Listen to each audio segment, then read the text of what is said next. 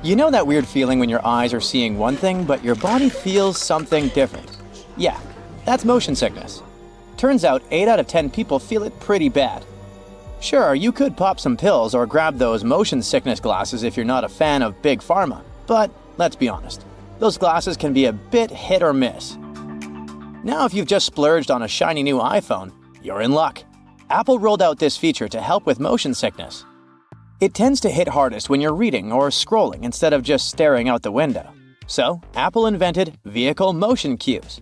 With this feature, you can use your phone in the car. Just don't be the one driving. Here's how it works. Tiny animated dots appear around the edges of your screen, syncing with the car's movement to keep your senses chill. Your iPhone uses built-in sensors to know when you're cruising and adjusts automatically. You can set it up to pop up on its own or toggle it from the control center whenever you need a little help. No need to press any buttons to restart your iPhone if you're using iOS 18. The revamped control center keeps all your favorite controls: brightness, volume, orientation, Bluetooth, Wi-Fi, and adds a shiny new restart button. Just swipe down from the top right corner of your screen and press and hold that new power button. Don't just tap it. Think of it like a game of hold the button until something cool happens. After a second, the power off slider will pop up. When you're ready to bring your iPhone back to life, just hold down the side button. Easy peasy. It's like magic, but without the rabbits. The iPhone flashlight just got a major glow up. With iOS 18, not only can you adjust the brightness, but now you can also tweak the beam width. If you got a compatible model, that is. Turn on your flashlight through the lock screen or control center, and you'll see a fresh user interface pop up in the dynamic island. Swipe up and down to play with the brightness, and swipe left and right to change the beam width. And if you want to turn it off, just tap anywhere in the dynamic island. Next time you're throwing a party at your place, you'll see there will be people asking you to give them the password for Wi-Fi. You can make it all easier by creating a QR code for everyone who might need to use your network. Got some friends over and want to share your Wi-Fi without the hassle? Even if the person scanning the QR code isn't in your contacts, it's not a problem. This works like a charm for those outside your digital circle. You can even share your Wi-Fi with your Android friends this way. To create a code, just open a new Passwords app. Head to the Wi-Fi section, tap on your network, and hit Show Network QR Code. Have your friends scan it with their cameras, and boom, they're online. If your home screen starts to look like a digital junk drawer, iOS 18 got you covered. You can now ditch those app labels below the icons if you're confident you can recognize your apps just by their thumbnails. To give your home screen a cleaner look, just press and hold a blank spot until everything starts wobbling. Yes, you're in jiggle mode. Then, tap on Edit. Customize. At the bottom, select the large option to make your icons bigger. All done. There's one more makeover iOS 18 finally gives the setting menu. You don't need to scroll through a bunch of system and third-party apps crammed at the bottom. They've all been neatly tucked away under an Apps menu, clean and tidy. Now, when you dive into the main menus, you'll see a little description at the top to guide you. For instance, open the General menu, and you'll get a quick heads up. Manage your overall setup and preferences for iPhone, like software updates, device language, CarPlay, AirDrop, and more. You'll find similar summaries in other sections too, like accessibility and privacy and security. For iOS 18, there's also a smart dialer, making it easier to find your contacts. It's a T9-based system.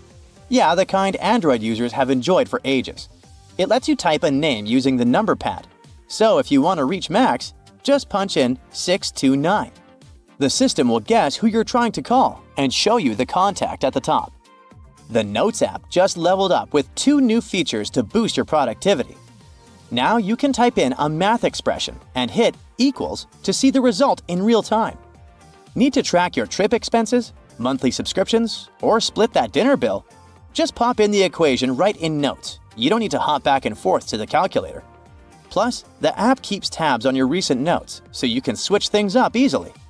Just tap that 3-dot menu at the top, hit Recent Notes, and you're back to whatever you were working on faster than you can say multitasking. By the way, You can now add color to your text in the notes.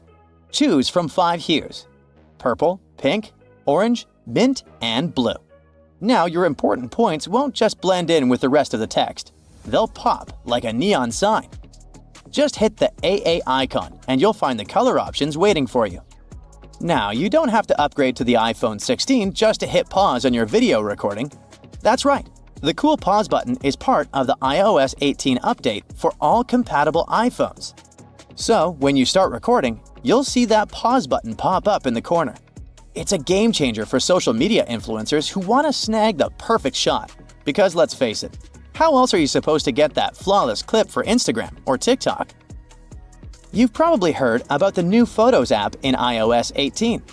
It's got this cool collections feature that organizes your photos by themes like recent days, pinned collections, trips, memories, and people and pets. If you want to tweak things a bit, just scroll down to the bottom of the app and hit Customize. You can remove, reorder, or add sections to make it just how you like it. It's like rearranging your sock drawer, but way more fun.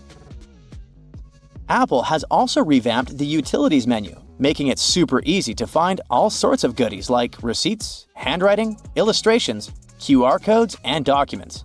Just open up the same Photos app, scroll down to the Utilities menu, pick a category, and boom!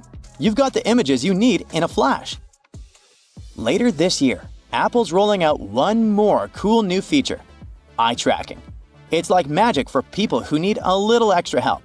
Imagine controlling your iPad or iPhone just with your eyes. Yep, the secret sauce is AI.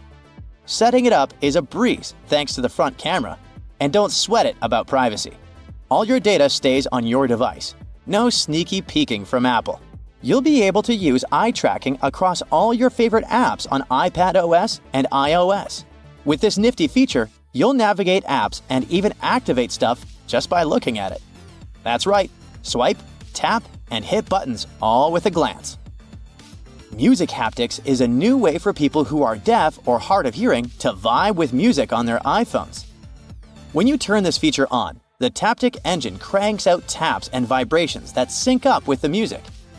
So far, it only works with some songs available on Apple Music, but there are millions of them. Developers can even use the API to bring this musical magic to their own apps. Vision OS is having new accessibility features this year too. First, there will be system-wide live captions. This means everyone, including those who are deaf or hard of hearing, can follow along with conversations and app audio. And for FaceTime users, live captions will make connecting with others even easier using their persona. Basically, it means you have a beauty filter right when you call. You got used to browsing the web, playing games, and connecting with your friends on social media, all at the convenience of the iPhone in your pocket. But what if I were to tell you that there were many more hidden uses inside it? Back tap. Have you ever noticed that fancy Apple logo on the back of your iPhone? If you've got a cover on, go ahead and pull it off so you can check it out. Okay, you're now probably thinking, there's nothing secret about this, the obvious brand logo on my iPhone. Sure, it might not seem so special, but did you know that it's more than just a handsome decoration? It's also, as a matter of fact, a button. Don't believe me? Give it a try. But before you go tapping at it like you're using your phone backward, you'll need to adjust your settings. There's a reason this handy feature is considered a secret. First, pull up your settings. Tap on Accessibility and then the Touch menu and navigate your way to the very bottom of the list, where you'll find the Back Tap button. Found it? Great! You can choose the Double Tap or Triple Tap option, whichever you prefer, and best of all, you'll have a multitude of options to choose from. You can have your Back Tap feature take a photo with your camera app, alert Siri, switch apps, and even take a screenshot. It'll make things a lot easier than performing finger gymnastics when you need to take a screenshot. Adjust Siri's pronunciations. Have you ever asked Siri to call a friend? Maybe you've said, Siri, call Hermione, only for Siri to comply with calling Hermione. Okay, you may not have Harry Potter's best friend in your contacts list, but we can all agree it's not the easiest name to pronounce. Siri might be one of the most intelligent digital assistants in the smartphone game, and sometimes a bit of a smarty pants. But iPhone's companion can often struggle to pronounce even the most common names. If this bothers you, then you'd be delighted to hear you can actually correct Siri's pronunciations. The simplest way is to catch Siri in the act and say, "That's not how you pronounce." It will prompt Siri to ask for the correct pronunciation for each name, first, middle, and last, or the name of a place if it's not for a person. Once you've given it, Siri will generate some options, and all you have to do is pick the correct one. If your digital best friend is still struggling, it might help to spell it out. Open your contacts, select the person Siri is struggling to pronounce, and choose Edit. You can add the correct pronunciation in the Notes section using phonetic spelling and click Pronunciation Spelling to train Siri to get it right. Even a super smart digital assistant needs some help sometimes. Hey Siri, it's Leviosa, not Leviosar. Measure app. Is a toolkit too clunky to carry around? Or maybe you've forgotten which drawer you placed the measuring tape in. That's okay. iPhone has got some more secrets that will help you out. Did you know that iPhone has a few tools in its arsenal that will serve your carpentry needs? Take the Measure app, for instance. You no longer need that long, awkward-to-use floppy tape to get a measurement on your coffee table, bookshelf, or couch. The app uses augmented reality to measure objects around you using your phone's camera. The first thing you'll need to do is move your phone around so the app can analyze the area you intend to measure. You'll eventually find a white circle with a dot in the middle of your screen. From there, it's not so different from an actual measuring tape. Just line up the dot with the corner of the object you want to measure and trace it to where you want the measurement to end. If you're a builder, you might want to stick to the physical tape for more accurate measurement. This option isn't necessarily for the professionals, but the app is excellent for getting a rough estimate. The Measure app can also be used as a level. Simply switch over to the Level tab in your app and place your phone on the surface where you want to get a reading. When you get a green screen and a 0 reading, your surface is nice and level. It's not so different from the Compass app's Level feature, so you might have had some bad experiences with this feature before. With your new digital toolbox, your iPhone will make you the handiest person in the house. Create custom vibration. We all live pretty fast-paced and busy lives these days, and whether we're at work, in a movie, or at school, more often than not, we have our iPhone set to vibrate. Sure, there are some cool ringtones to choose from, but there aren't many occasions where a sudden tune coming from our pocket wouldn't distract those around us. Or worse yet, it leads to our phone being confiscated by a disgruntled employer or teacher. Luckily, there are plenty of vibration options to choose from. You probably have various ones for different occasions and different contacts. None of those settings quite your jam? Apple has a solution to this too. Another hidden feature in the iPhone is creating a custom vibration for your alerts. If you want to feel the beat to your favorite song when your best friend calls or texts, or when it's time to wake up in the morning, you create that pattern on your iPhone. Once again, you'll need to go into those handy settings, then in Sound and Haptics, choose the tone you'd like to customize. Tap Vibration. Then, Create New Vibration. The next step is to create those sweet vibrations like a soundless DJ by tapping your finger on the screen until you have the silent rhythm you're happy with.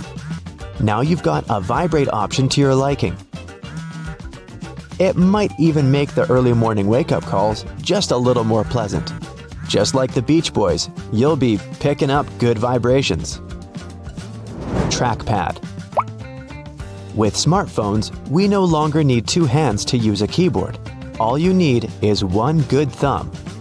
Yet, it can still prove a little tedious sometimes as typos are easy to make. and all your characters can't fit all at once on that crammed keyboard at the bottom of your phone screen. You might be typing out a long body of text, only to realize you left out the R out of the word drive a few sentences back, which might give your friends the wrong idea about what you're doing.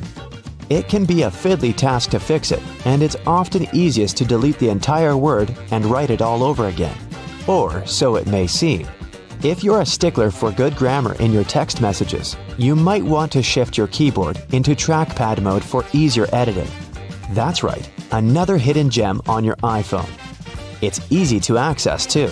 All you have to do is hold your finger on the space bar.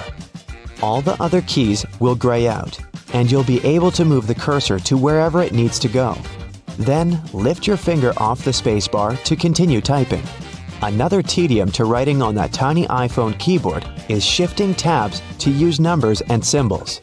It may not seem like much, but it's sure to be a little frustrating when you have to jump back and forth multiple times in the same message. However, there is another hidden feature in your iPhone's keyboard that will alleviate this. Hold it down instead of tapping on the numeric 1, 2, 3 tab, and it will bring up the Numbers and Symbols tab. As long as you're holding it, the tab will remain open to pick your character, and releasing will return you to letters. Soon, you'll be fast enough to write a novel on your smartphone. Did you ever tie a string between two plastic cups so you could talk to your friend from opposite ends of your home? It may have seemed pretty cool at the time, but that plastic cup couldn't tell you the weather or let you send an email, right? Indeed, we've come a long way since the string telephone. In fact, can you even imagine life before smartphones? They have become almost like our clothes or the shoes we walk in. It's almost our consistent accessory. Now you know some of these handy secrets, and you'll be an iPhone Pro. However, if these secrets aren't for you, there's always the string telephone. At least it won't run out of charge.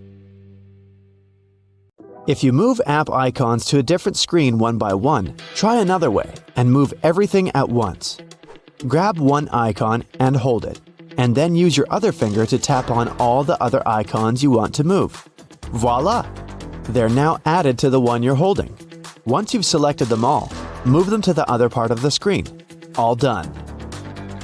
There's also a quicker way to close all of your applications. You probably swipe them up one by one, and sometimes it takes forever. You can do it 3 times faster if you use 3 fingers when swiping. This way, you'll be swiping away 3 tabs at once. Sometimes we give our phones to someone for some reason. Yeah, that'd be pretty terrifying, and sometimes even embarrassing when someone's scrolling through your phone. Things get much better once you learn this trick. There's a guided access feature on your iPhone. When activated, it will not allow the person to leave a particular app. Go to Settings, Accessibility, and then scroll down to find the guided access to activate it. Enable it and set a passcode. Someone takes your iPhone and is trying to unlock it with your face. If you don't want it, you can simply say, "Hey Siri, whose phone is this?" This command will make Siri lock the Face and Touch ID and force anyone who wants to unlock your phone to type in the password. You can disguise any app as something different. Go to Shortcuts, hit the plus, and tap the lower panel. Add the action Open App. Tap Choose and search for the app you want to hide and select it. Then tap it again. Add it to your home screen, set the name, and choose the icon picture. You can also hide some of your photos. To do this, open the photo you want to hide. Tap the Share button, and then tap Hide. To find the hidden album, go to Photos, then Albums, and scroll down till under Utilities, where you see the hidden album. So it's really not that hidden. But if you don't want the hidden album to show up, you can hide it as well. Go to Settings, then Photos. Scroll down and switch off the hidden album mode. To bring it back, switch it back on. There's also a possibility to add captions to your photos. If you do this, you don't need to scroll through all of your photos to find the one you need. So, if you make a photo of your friend's address, just open the photo, swipe up, and you'll see the Add a Caption field. Type in the keyword like address, and then Done. If you ever need it later, instead of scrolling down through all of your photos, you can simply go to the Search field. Type in address, and the photo will pop up. You can drag and drop a photo to any app. Just choose it, tap, and hold it. Keep holding it, and with your other finger, go to another app where you want to send it and put it there. You can set a live photo as wallpaper. Choose the photo you like, click the Share button, and scroll down to Use as a wallpaper. Set as only a lock screen wallpaper. Lock your phone. Now you see the picture. Tap it and hold down, and it'll start moving. You make a screenshot of your home screen to show one particular app to a friend. If you make just a simple screenshot, you'll have to specify in the message which row it's in. Not anymore. After making a screenshot, tap on it.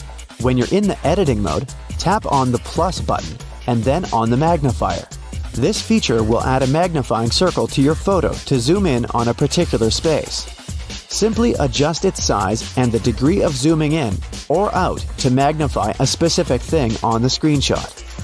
In Safari, you can make a screenshot of the whole page at once, not only the part that's on your screen. Take a regular screenshot and then tap on it to go to the editing mode.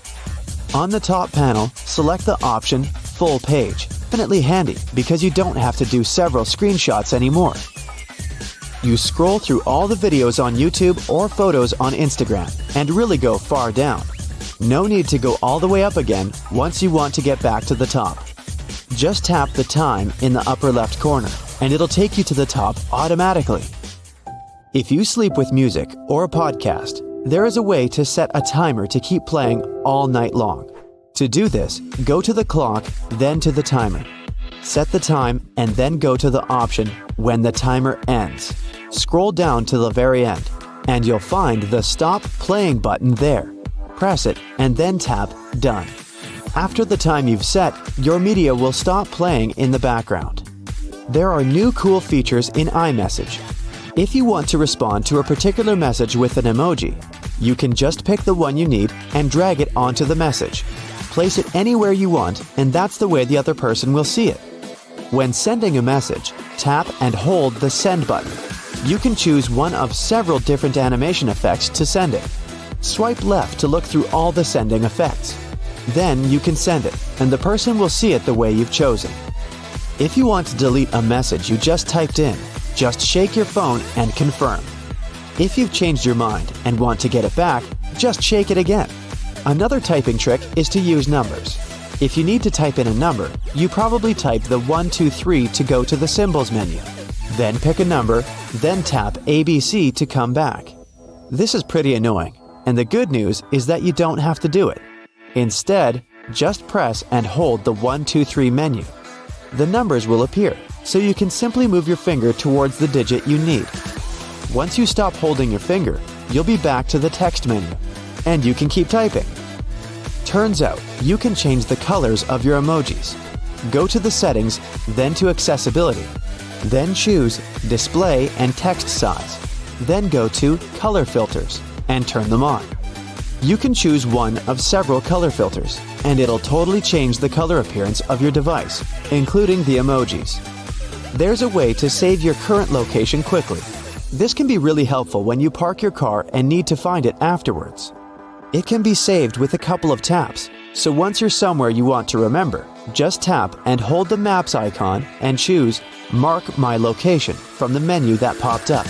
Your location will be dropped, and later on, you can find a way back here. You can turn text you see anywhere into typed text on your cell phone. Go to Notes. Hit this option in the middle. This will split your screen in two.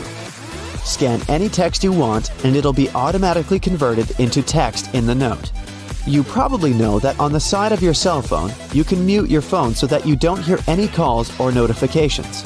But if there's one or several people you wouldn't want to miss a call from, you can unmute just them. Go to your contacts, find the person, tap Edit Contacts, and switch on the emergency bypass mode. Now, even when your phone is muted, if this person calls you, you'll hear it. Some apps constantly track your location and do it only while you're using the app. Turn off location permission for non-essential apps to spare up some juice. Restart your phone once a week to keep its RAM from getting stuffed with unnecessary data, which will also make your phone slower. Your display might not need to be on 100% brightness all the time. You can keep it on auto mode if you don't want to constantly mess with it. Otherwise, lower it a bit because it will spend a lot of your battery. Use low power mode. Apps might run a bit slower, but your phone will charge faster and spend less battery. Turn off push notifications. Do this in the app setting and turn off the ones you don't care about. There are also simple things you can do to make your smartphone last longer. Don't overcharge it. This might overheat your phone, which won't be good in the long run. Don't charge it in direct sunlight either. In fact, don't expose your phone to direct sunlight at all. Keep it cool if you can. Don't play with it while it's charging. It's another way phones get overcharged. The most important thing is to get a good case. Order one before you get your new phone. Imagine you just got out of the store with your latest gen smartphone, but you haven't gotten it protected yet. Suddenly, you trip and your phone slips out of your hand. Your hard-earned money goes down the drain. Instead, apply its protective case as soon as you get it out of the box. Buy a screen protector too, to prevent it from getting scratched. Even if your phone doesn't get completely ruined after falling, you might still have to pay for its repairs. Don't use a cheap adapter to charge it. It can pose a threat to your phone's battery. With time, your phone screen will get some dirt on it, and so will its ports. Take a bit out of your day to clean out any lint or dirt in the charging port, microphone, and speaker grill. Go shopping for some oranges and I'm sure you'll get them in a red mesh bag. You'll rarely see them lying around without one of those. It's pure marketing. And that color isn't a random choice. When packed in a red mesh bag, oranges appear more orange, fresher, and more appealing to you. So you're more likely to buy them, right? Lemons are usually sold in green mesh bags for a similar reason. If you pack them in red, they'll appear more orange. Green goes better with yellow and makes those lemons stand out. You open a bag of chips and find it half empty, or half full if you're an optimist. Frustrating, I know, but I figured it's not because the manufacturer wants to get more cash out of you. The extra air helps to protect your chips from any damage. If the bags were filled to the brim, you'd get chip dust instead of chips after their transportation. A raspberry-flavored ice pop is typically blue, not pink or red, which both would be more obvious color choices. Well, imagine you're making a pack of popsicles. You can pick green for apple flavor, pineapple or lemon is yellow. There's strawberry, so it should be red. Cherry, well, red again. Watermelon? Red. And now raspberry. Yeah, red. But 4 reds are definitely way too many, and people won't tell the difference between them easily. So, at first, both strawberry and cherry flavors were red, but of different shades. The watermelon one was pink. They made the raspberry ones of a deep dark red dye. Then, scientists proved that that dye might be dangerous, so it was banned. Blue was another free color option, but there's no blue fruit or berry except for blueberry. And it's not a very popular flavor, so manufacturers started to paint raspberry blue. Sometimes they call it blue raspberry, but it's just a lab thing that doesn't naturally exist. If you buy a clock or see a picture of it, it'll most likely show 10:10 by default. The only reason behind it is that it just looks nice. You can see both hands, and they don't overlap. Also, it's symmetrical and nice, and it frames the 12. And finally, it makes a smiling shape that gives off a positive vibe. Mattresses usually have those decorative stitching patterns on them. Mattress manufacturers make a limited number of different mattresses, and the only way to make them look different is to come up with a fancy stitching pattern. 2 mattresses of different companies might be the exact same quality, but cost differently. Most people will never know it and will decide that different patterns mean something in terms of quality. So, when shopping, don't mind the pattern at all. Cheese has holes. In most types, they're small, but they can also be huge. Cheese is made by adding bacteria to milk, and the holes are the result of it. Those bacteria consume lactic acid and release little gas bubbles. They're trapped in the cheese, and then they pop, forming those little holes. The size of holes depends on the production temperature and its acidity. Swiss cheese has extra large holes. It's made at a temperature of around 120 degrees Fahrenheit and incubated at 70 degrees Fahrenheit for 5 to 7 days. So the cheese is very soft and the bubbles grow especially big. All coins have ridges, but have you ever wondered why? At first, all coins were linked to a silver standard. The amount of silver used in a coin was proportionate to the value of the coin. So, a $1 coin had way more actual silver in it than, say, a quarter. The edges were made reeded for security reasons. Once, it was a coin element that made a coin harder to reciprocate. It also prevented another kind of fraud. People would shave off a bit of metal from the edges of coins. It would be just a little so that no one would notice the difference. But if you did it to many coins, you'd get enough precious metals to sell. Reeded edges made it impossible. If someone tried to shave them off, the ridge would become smooth, and it'd be obvious to anyone that a coin had been tampered with. Nickels and pennies didn't have them because they were made of inexpensive metals, so there was no sense in protecting them. Now, no one makes coins out of silver, but the ridges are still there. When the governments started to produce new coins, they didn't see a point in changing the coin-making equipment, and they just kept the reeded edges. If you ever played billiards, you must know that green table well. The game originated around the 14th century, 5 centuries before basketball. Back then, folks didn't have pool tables, of course. Instead, they were playing it outside on the green lawn. Later, people moved the game indoors so they could play it even when it was raining. And they kept the nostalgic green to give it some lawn vibes. Medical workers usually wear a uniform that is a shade of blue or green. There's a reason for it. Before the 20th century, they were wearing their regular clothes, even when performing surgery. With the development of medicine, people started to pay more attention to matters of sterileness, so they started to wear a uniform, and at first, it was white to signify purity. The problem was that some stains were very hard to wash off from the white uniform. The color white would become greenish. So, it made sense to make the uniform green or blue. Besides, surgeons mostly focus on red colors during work. Blue and green are exactly the opposite side of the spectrum. So, if everything else is greenish-blue, the red becomes even more distinctive. Wash your hands with plain white soap, and you'll see some white foam. Wash them with a blue, red, yellow, green, whatever color, and the foam is still white. The reason for it is scattered light. Any light rays that falls on an object either get absorbed or are reflected back. Things that absorb all colors appear black. Those that reflect all colors are white. A red bar of soap is red because only the red color reflects back, and the other colors are absorbed. But once you produce some foam, it's made of many little bubbles.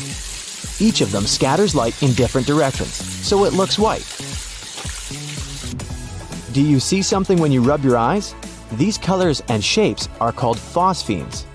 The reason why you see them is that when you're rubbing, you increase the pressure in the eyeball and activate the neurons of the retina that process visual information. Once they're activated, your brain interprets it as if you see the light, and it tries to actually see it. Ever wondered why you have black circles around your eyes when you're tired? The skin under the eyes is very thin, so the blood vessels are very close to the surface, and you can see any difference easily. When you lack sleep, your skin gets paler, and the blood vessels are even more visible. So, you can see those dark circles showing through the skin. Also, with age, your skin naturally gets thinner, so that's why older people tend to have dark circles. But if you're young, try to get more sleep, and they'll be gone. You say Germany, the Spanish say Alemania, and the Germans say Deutschland, and it sounds like 3 different countries, but it's just one. If someone's name is Olivia, she will be more or less of Olivia everywhere. So why do countries have different names in different languages? Countries have existed for a long time. Back when people from different countries couldn't communicate and spoke different languages, they'd refer to some territory the way they referred to it, never agreeing with other countries, and the name stuck. A German tribe called Alemanni once lived in what's now Switzerland. So I guess that's why the Spanish started to call the land Alemania. Then the Germans were united and called themselves Deutschland. In English, the pronoun I is always capitalized. Even the linguists don't know for sure why it's so. At least yet. I comes from the German ich. During the time it evolved from ish to ich and later to I. Some theorize that a little I appeared to be too insignificant in a sentence, standing on its own, so it started to be capitalized to be more distinctive. If you've ever seen a behind-the-scenes video, you might have noticed that they click that clapperboard before each scene. This clap helps a lot at the stage of editing. The film and the audio are recorded separately, and when they're synchronized, the clapperboard makes that brief clap at the very beginning of a shot scene. And it's easier to find where the scene starts to add the audio. Another reason is to give more details on the filmed piece. They add information about the scene and take number, the filming date, the camera angle, and other important stuff to the clapperboard that makes it easier to go through hundreds of video pieces later. Some pieces of clothing come with a small patch of fabric with a button on it. While it's quite obvious how to use the button, the fabric's purpose isn't so apparent. It's not there to patch holes. You're supposed to test your cleaning products on it. Then, if something goes wrong, you won't ruin the whole garment. The seemingly random dime-sized hole in the elevator door is actually a keyhole. If the elevator doors get stuck, an operator can open them manually by inserting a special key in this hole. The same tool is used when an elevator needs routine maintenance. Some plastic milk containers have dents in their sides that serve several purposes. For one, if milk spoils, this process can cause swelling and high pressure buildup inside the container. That's when the dent comes in handy. It pops out and doesn't let the jug blow up. Plus, if you decide to freeze the milk, it'll expand like any other liquid. And then again, the indentation will pop out and prevent the container from bursting inside the freezer. A first-timer might think that Chinese takeaway boxes have a peculiar shape. The more experienced diners know that by unfolding the sides of these containers, you get a paper plate with the food already sitting on top. The lines on plastic solo cups can help you measure out liquids and non-liquids too. From the bottom up, those lines coincide with the measurements of 1, 5, and 12 ounces. The lowermost line is the perfect portion of mouthwash. The middle one is a serving of cereal for breakfast, and the topmost is the amount of water recommended to drink 4 to 5 times a day. Striped toothpaste will always come out in stripes even if you mash the tube with all your strength. No magic involved though. The product is very dense and viscous, so it doesn't mix well. The white, blue, and red parts of the toothpaste are pushed down at an even rate thanks to their similar physical properties. And viscosity helps the stuff be pushed down and out from the edges first, so no matter how hard you try, there will always be those perfect stripes. Not every iPhone owner pays attention to an almost unnoticeable little hole between the camera and the flash. It's the gadget's second microphone. Its role is to block outside noises when you're filming a video. This microphone also makes the sound clearer. Use it when you're on the phone in a noisy place. Dental floss can slip out from your fingers and tangle. To avoid such problems, tear off a piece and floss and tie its two ends together. It will be much easier to use and won't hurt your hands. Most frying pans have holes in their handles. You can use it to hang the thing on a hook on the wall, but that's not its original purpose. When you're cooking something in the pan, the hole in the handle is there to hold your messy spoon. It's especially important for plastic utensils because you can't leave them in the pan for long since they can melt. Some toothpicks have several grooves on the blunt end. When you need to use one, break off the grooved end and put it on the table. It'll serve as a rest to keep your toothpick from touching the surface. You've probably noticed that most soft drink lids have ridges and 3 bumps on them.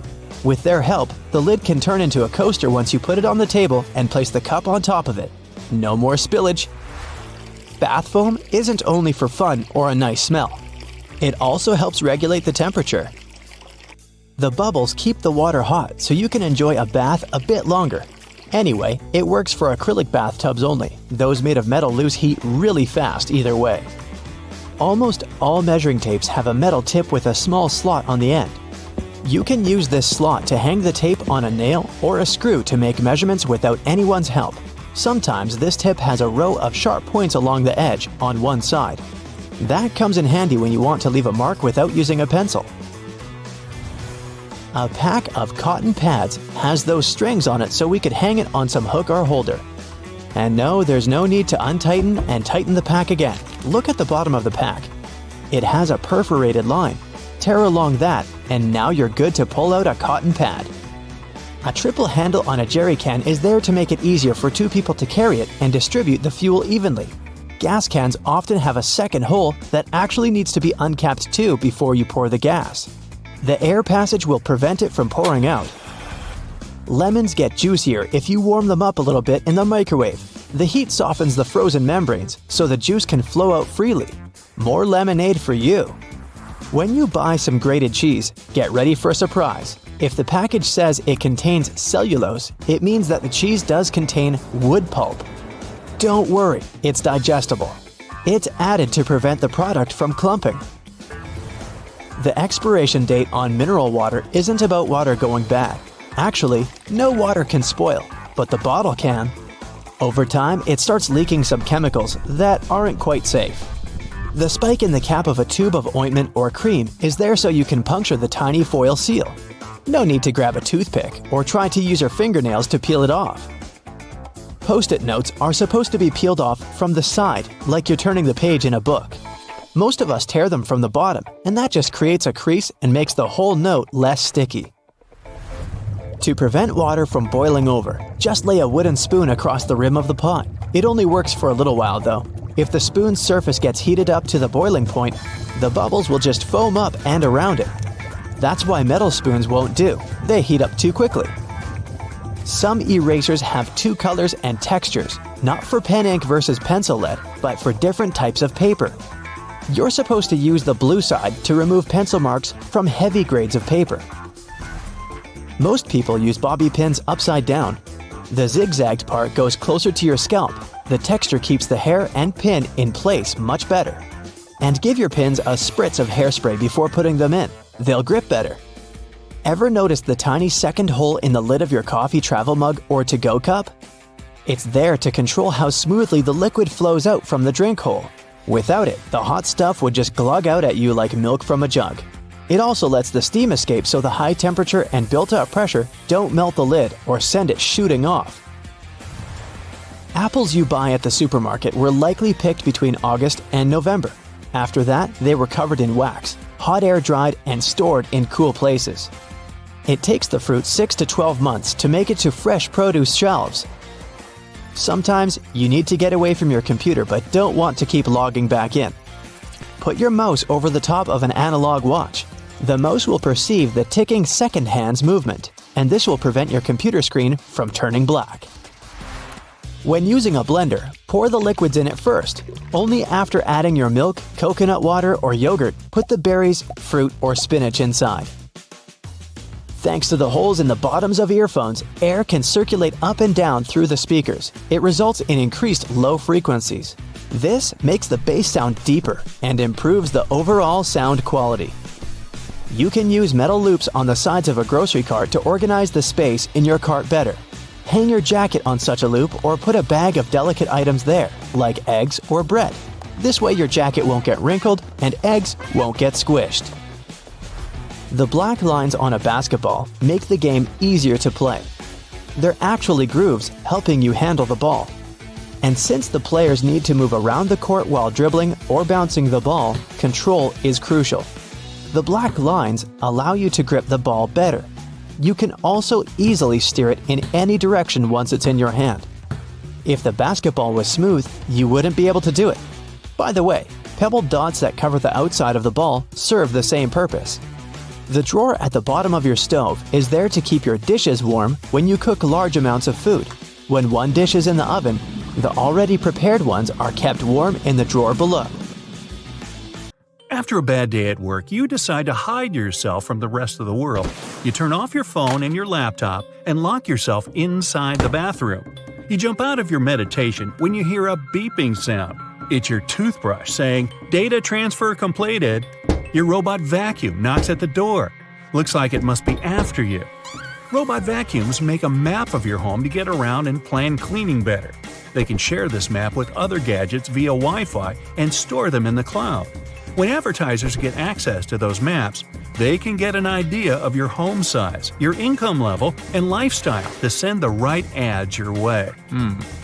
Vacuums don't have microphones, but their navigation systems can be repurposed to listen to your conversations. They map the room with a laser beam directed at objects. Sound waves affect that light. If you collect that data, you can convert it back into sound waves and identify what someone said. Headphones and microphones are based on the same idea. Headphones turn electrical signals into sound, and microphones turn sound into electrical signals. If you plug your headphones into the microphone jack, they'll work as a microphone. Bad guys learn to do it remotely without your consent. There's malware that retasks your computer output channel into input channel.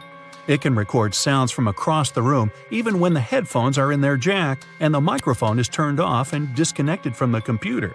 Then it compresses the audio and sends it over the internet. There are computer mice that look like regular ones but have microphones and a built-in SIM card in them. The mics are so powerful they can even record whisper and broadcast that audio in real time. To activate it, you have to call the SIM card number and it goes on silently. To deactivate it, you can send an SMS to the same number. Some employers confirmed eavesdropping on their staff using that technology. A smart toothbrush remembers every move you made with it and shares it with you when you're done brushing. It also connects to your iPhone or Android using an app and sends data on your brushing habits to your dentist. They can watch over your brushing process and give you tips on how to take better care of your teeth. Smartwatches, fitness trackers, and other smart wearables monitor your health and can determine if you're walking, running, or driving with their built-in sensors. If third parties get control over that data, they can also monitor your hand movements as you unlock your phone, enter your PIN code at the ATM, or your password at the computer. The gadgets are smart enough to accurately guess all that secret data most of the time. They can also find out the email address you used when you registered with the app to identify who you are. Pacemakers and other health devices send patient data over the internet. In theory, criminals could obtain it during transfer and change it to look like the patient needs hospital treatment. That would make them leave their home, and bad guys could take advantage of the situation. Smart toys that have cameras and microphones in them can record videos and sounds and send them to the toy maker. To keep prices on smart toys lower, they don't add expensive security mechanisms to protect that data. If cybercriminals get a hold of it, they can steal pictures, videos, or audio, and even identify GPS coordinates of the house. LED lights equipped with sensors and connected to video cameras can watch over and listen to conversations over a large distance. This technology was used at one large airport for security and comfort reasons. Cybercriminals went further and learned to use ordinary light bulbs for eavesdropping on conversations. To do it, they need a clean line of sight between a powerful telescope and the bulb of the right thickness. It won't work if you have drapes on your window. When you're talking or listening to music, there are changes in air pressure on the surface of the bulb and it's shaking a bit. A special converter can turn data on the sounds from electrical to digital. Internet-connected thermostats can be operated remotely, and that made them desirable for cybercriminals. They once got access to millions of debit and credit cards data through a large retailer's heating and cooling system. Other bad guys found a way to remotely lock smart thermostats' controls and demanded ransom to unlock them. Smart fridges can tell you when it's time to buy milk as they track your food preferences and have great connectivity. Smart dishwashers, coffee machines, washers, and dryers are also collecting and transmitting your data, even at moments you don't think they're doing it. Criminals can make use of that data to find out a lot about your schedule and guess when you aren't at home. Your voice assistant makes your life easier, but it must listen to you 24/7 to make that possible. They never record anything you say before you activate them with your voice. Everything that follows is stored in the cloud and can be of use for different companies. They can learn what music you like to listen to, what news stories interest you the most, and where you make your reservations. Some companies hire human reviewers to listen to commands to see if voice recognition works well and improve its accuracy. Xbox admitted they also hired people to listen to users' audio to improve voice command features. The problem is that it made some recordings by mistake and strangers were listening to personal chats. Home security cameras can take videos, pictures, and audio recording and upload them to the cloud without you even knowing. Manufacturers say it's done to improve object recognition. You can get access to that camera footage remotely using an app. There are programs that can guess a CCTV password and forward the video stream to a third-party computer. They can also get control over the camera and disable any signs of monitoring, like red light, so it seems inactive. Almost every car has an event data recorder that tracks information on its location, average speed, road condition, and even your preferred route. Your computer on wheels constantly streams that data to its manufacturer. They use it to try to prevent accidents and make other improvements. It's not clear who owns all that car-related information, so in theory, it could end up at a third party. Smart TVs run an operating system just like computers and also have a file system, cameras for video face recognition, and a microphone. They are always connected to the internet, and if cyber criminals get access to a TV, that can change certain settings and record audio even when the TV is off. They could also watch you through the camera and use the smart gadget to move to other devices on the same network, like your laptop. Well, I'm totally creeped out, so what can we do about it? You can disable automatic content recognition to stop your TV from giving you viewing recommendations and limit voice activation function for a safer experience. You'll find that option in General or Advanced settings under Viewing Information or Viewing Data. You can also disconnect it from the cloud altogether. Always change default passwords and usernames on new devices to secure your network. Make up a new password for every gadget every now and then. You can also split your modem and use one Wi-Fi signal for laptops, iPads, and the like, and the other for security cameras. Don't forget to turn off the Wi-Fi router when you leave the house to minimize the risk of a digital intrusion. Whenever possible, enable two-step authentication that demands physical access to the device to log in. Always install software updates as soon as the gadget manufacturer offers you to do it. Updates have patches for detected vulnerability issues. Cover your laptop camera with a dark-colored tape when you aren't using it. Delete your conversations with a voice assistant. You can do it at the manufacturer's website or app. Another option is to activate the Delete by Voice function in Settings. Then you'll be able to tell the assistant to delete what you just said or your last conversations. You can also mute the device when you aren't using it and choose not to send data to manufacturer to help them improve services. If you have a thermostat that connects to your voice assistant, tap the microphone icon on its screen and set voice control to off. You won't be able to activate it remotely, and it won't be able to listen to wake words and send your audio anywhere. Okay, have a nice day. What's hiding inside Coca-Cola cans and regular household batteries? Why do magnets affect breakfast cereals? Do crosswalk buttons actually work, or are they just useless decorations? What does that USB symbol really mean? I'm not sure I know the answers to these and similar questions, but I'm eager to learn the truth together with you. Let's find it out. Coca-Cola cans have a secret few people know about. Here's a Coke can. Let's submerge it in a highly corrosive alkaline solution.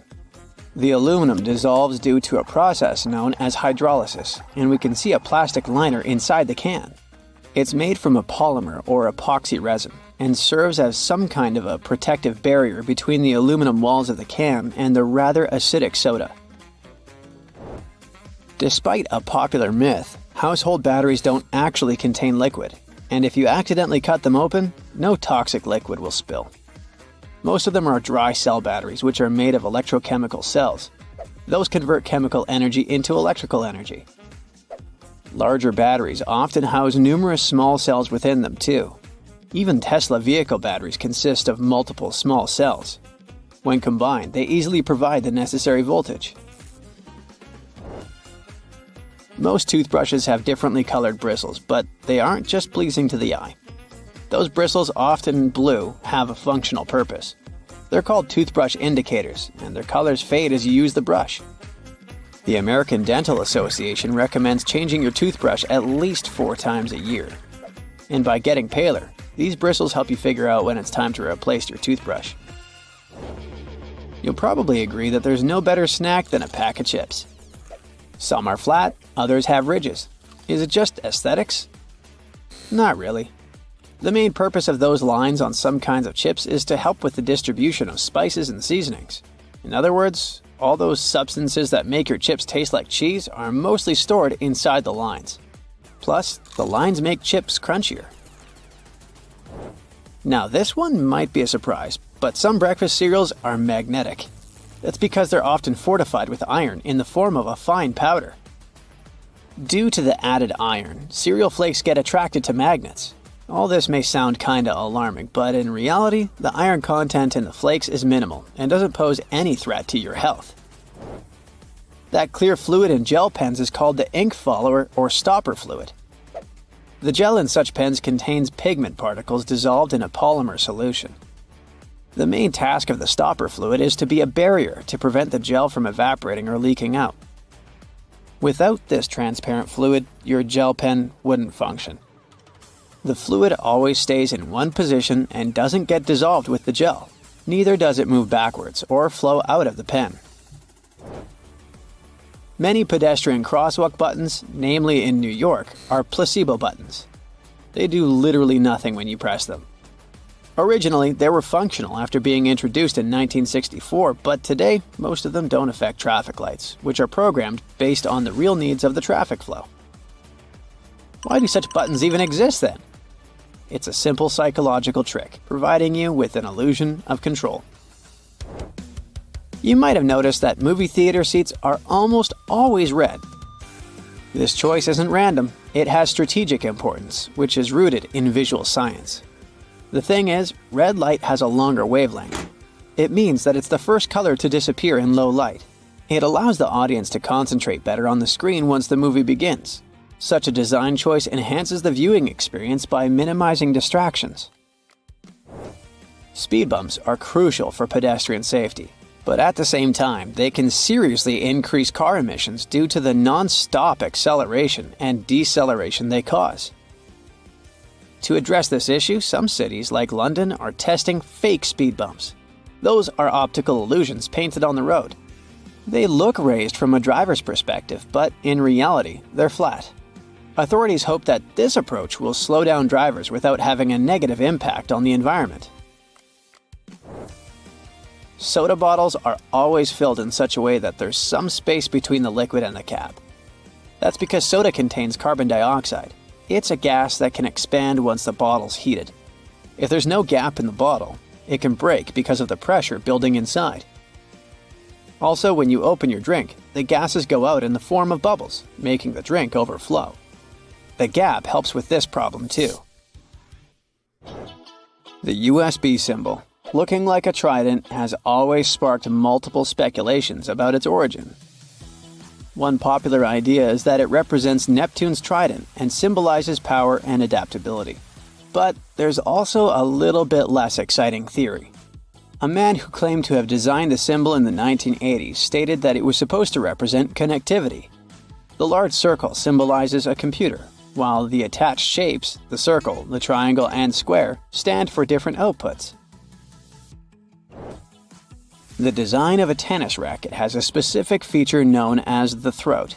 It's an open space below the head of the racket. This space isn't just for storing balls, it also improves the racket's aerodynamics by letting air pass through. It seriously reduces drag during swings. Speaking of tennis courts are usually built with a north-south orientation. It helps minimize the impact of the sun's position during the game, ensuring that neither player has the sun directly in their eyes. Look closely at a tram's overhead lines, and you'll see that its contact wires zigzag back and forth instead of going in a straight line. That's because all trams have pantographs attached to their roofs. The upper part of the pantograph is gradually worn down by the overhead wire and eventually needs to be replaced. To wear it down evenly, the wire is not installed strictly along the tram's path, but in zigzag patterns. As the tram moves, the pantograph slides along the wire, and it wears down evenly. Those cone-shaped water cooler cups? Their shape is intentionally designed to prevent users from setting the cups down. This allows employees to minimize the risk of spilling water on their desks around various electronic devices. Plus, less material is used to produce cone-shaped cups, which makes the process less wasteful and more cost-effective. It also kinda supports sustainability by encouraging people to drink their water quickly and dispose of their cups immediately after. Most suitcases have 2 zipper pulls, and it serves several purposes. First of all, if one zipper fails, the other can keep the suitcase closed. Even better, having 2 zippers allows you to have easier access to small sections of your suitcase without having to open it entirely. And finally, when you have 2 zippers, you can connect them with a padlock for increased security. Some plastic milk containers have dents on their sides. These dents serve several purposes. When milk spoils, it usually causes swelling and high-pressure buildup inside the container. That's when the dent pops out and doesn't let the jug blow up. Plus, if you decide to freeze the milk, it will expand like any other fluid. And then again, the indentation will pop out and prevent the container from breaking inside your freezer. If you ever had a problem figuring out why fake pockets exist, you need to hear this. The main reason is that if a clothing item has a specific cut or shape, pockets may spoil it. They can alter the item's shape either in the warehouse or already on the retail rack. The solution? Getting rid of the pockets in key areas. Plus, fake pockets are obviously cheaper, and they don't get stretched out. The thermos wasn't actually invented to keep your coffee warm. It was made by a Scottish scientist who wanted a safe place to keep his chemicals at a stable temperature. So, he took 2 bottles, put the smaller one inside the bigger bottle, and vacuumed out the air between them. Now, doctors recommend risking your life at least twice a day. I mean, brushing your teeth at least twice a day. But you see, the seemingly harmless toothpaste that peacefully chills on every American counter poses a life-threatening danger because of one not-so-harmless ingredient, sodium fluoride. Now, don't get me wrong, not every toothpaste out there contains it, but most of them still do. But don't rush to the bathroom to trash your tube. If you swallow a tiny pea-sized glob, it isn't fatal. I'm talking about larger quantities. A toothpaste tube has only 0.15% fluoride. To send you running to the hills, you must consume around 8 tubes one by one, so technically, toothpaste is totally safe. Let's go and look for more dangers at your place, shall we? Personally, I don't have this one, but if you happen to have a CFL light bulb, you gotta be extremely cautious with it. The thing is, many of those bulbs are made with mercury. If such a bulb breaks, you gotta start by turning off your ventilation system. Otherwise, the contamination will only get worse. Make sure everyone has left the room, then open a window to allow for fresh air circulation. Finally, clean the area where the bulb shattered. Be careful to address both wet and dry surfaces and contact specialists. Mercury vapors are definitely the biggest concern when it comes to this element. Take, for instance, a case of 2008, where a 55-year-old guy in Oklahoma tried to extract gold from old electronics using liquid mercury. Unfortunately, he inhaled too much vapor and sadly passed away just 10 days later. The contamination was so severe that they had to completely gut his house. Now, you definitely don't want your favorite clothes to get ruined by moths, so you might grab some mothballs to exterminate them. But watch out, those mothballs can exterminate you too. They usually contain chemicals like naphthalene or a paradichlorobenzene. When these get into the air, they turn into gas. That strong smell you associate with mothballs kicks in. Those fumes can actually irritate your eyes and lungs, and may even cause headaches, dizziness, and nausea. Plus, there are concerns about these chemicals being the cause of major conditions that even modern medicine can cure. Naphthalene is especially risky because it can break down your red blood cells, leading to a condition called hemolytic anemia. So try to swap those balls for good old lavender. Moths aren't big fans of it. Now, it's super important to keep an eye on the plants you bring into your home, because some can be surprisingly harmful. Take Dieffenbachia, commonly known as dumb cane, for example. Rumor has it that its sap can cause your tongue to swell up so much that it can block your airway. But can it really? Yes and no. It's true that this plant contains poisonous, tiny needle-like crystals called rapides, but they require someone to actually chew on a leaf first before any fuss happens. Otherwise, you might just feel a brief burning sensation or observe some skin redness. In rare cases, you might see some swelling in the area that touched the plant. Generally, just a little nibble leads to mild discomfort, so please don't snack on your potted plants. This warning is more for the safety of your pets, especially cats. Now, if Dieffenbachia stays in contact with the mouth for too long, it can cause some serious pain that might linger for days or even weeks. In those cases, a trip to the hospital might be necessary, especially if the throat gets affected, as that could impact breathing. But don't believe the hype that Dieffenbachia is a lethal poison. That's just an urban legend. The bottom line? One must be really dumb to get poisoned by a dumb cane. Now, using a power washer can be more dangerous than you might think. The intense pressure can lead to serious injuries, and the high-speed spray can kick up debris that might cause even more harm. If you do get injured, infections can set in quickly, and without timely medical care, things can get really serious. Think severe complications, potential limb loss, or even worse. But honestly, it's not that scary. Just don't overdo it with pressure. Here's a friendly tip. Don't skip out on your weekly house cleaning, especially when it comes to the bathroom. The longer you put off cleaning it, the more risky it becomes. Bathrooms are notorious hotspots for bacteria, which makes regular cleaning essential. You definitely don't want those unwelcome guests like norovirus, E. coli, salmonella, or even Staphylococcus aureus hanging around, along with those molds and mildews. Just put things into perspective. An average toilet seat can host over 200,000 colony-forming bacteria. And here's another thing to keep in mind. If you're not careful while cleaning, you can accidentally create a dangerous situation. Mixing bleach and ammonia can release a toxic gas called chloramine. Those fumes can lead to some pretty nasty symptoms, from shortness of breath to fluid in your lungs. Guess what? If it happens, you will probably kick the bucket. And I'm not talking about the one you use for cleaning the floors in the bathroom. On a sweltering summer day, having air conditioning is definitely a blessing. But don't let that trick you into thinking there aren't risks involved. If your AC is on the older side, it can lead to various issues. For example, the ductwork and filters can trap harmful mold, bacteria, and allergens. If those aren't addressed, folks in your home might end up dealing with coughing, wheezing, or a stuffy nose. Plus, an aging AC unit can pose a fire risk. Older components tend to generate more heat as they try to keep up, and if they're not replaced, you could end up with a potential fire hazard. Faulty wiring is another concern, as many wires are tucked away in hard-to-reach spots, making them tough to inspect. So, if you have an older AC, it's a smart move to have it cleaned properly and ensure that its parts and wiring are up to date to avoid any fire risks.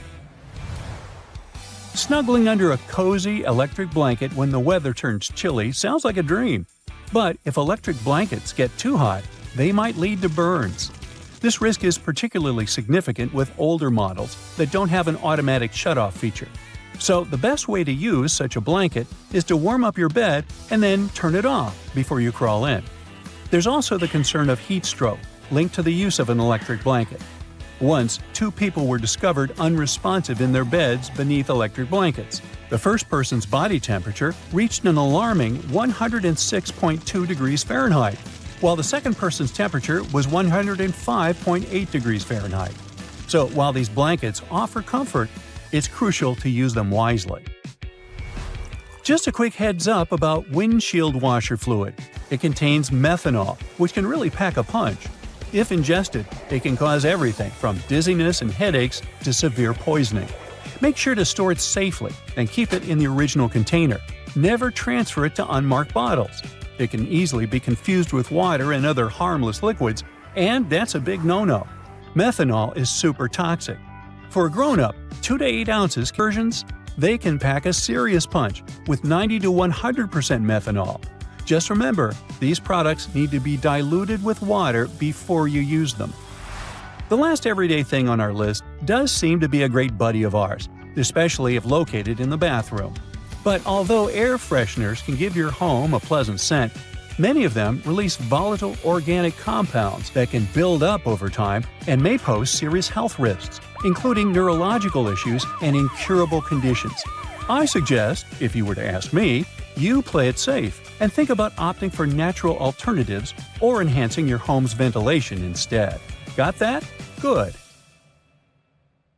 Fitness trackers and fancy smartwatches are fine for monitoring your heart rate and even the miles you cover on a run. They're not so good at measuring the number of calories you've burned, though. A 2017 study from the Stanford University School of Medicine showed that fitness trackers and smartwatches have error margins of less than 5% when it comes to measuring heart rates. That's pretty good, so you can be confident in whatever reading you're getting. The problem is with the devices measuring energy expenditure accurately or calendars burned. Even the best was off by an average of 27%. The worst was off by a crazy 93%. That means they're very unreliable and shouldn't be trusted. Fitness trackers don't work well for measuring calories because we all have different heights, weights, diets, and many other things. That means we all burn calories at completely different rates. The trackers are often programmed with a preset average height and weight. So, if you're going to use one, take it with a grain of salt, unless you're trying to reduce your sodium intake.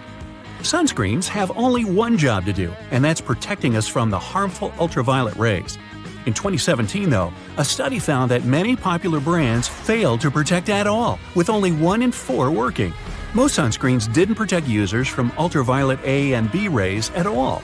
Some manufacturers also claimed that these products had an SPF of over 50, which sounds very high quality, but the actual SPF was much lower than that. The misleading labeling means we aren't as protected as we think when we're at the beach. So when you're out shopping for sunscreen, make sure you look at the ingredients and apply more than you think you should. Ooh, sports drinks, an essential item for anyone working out.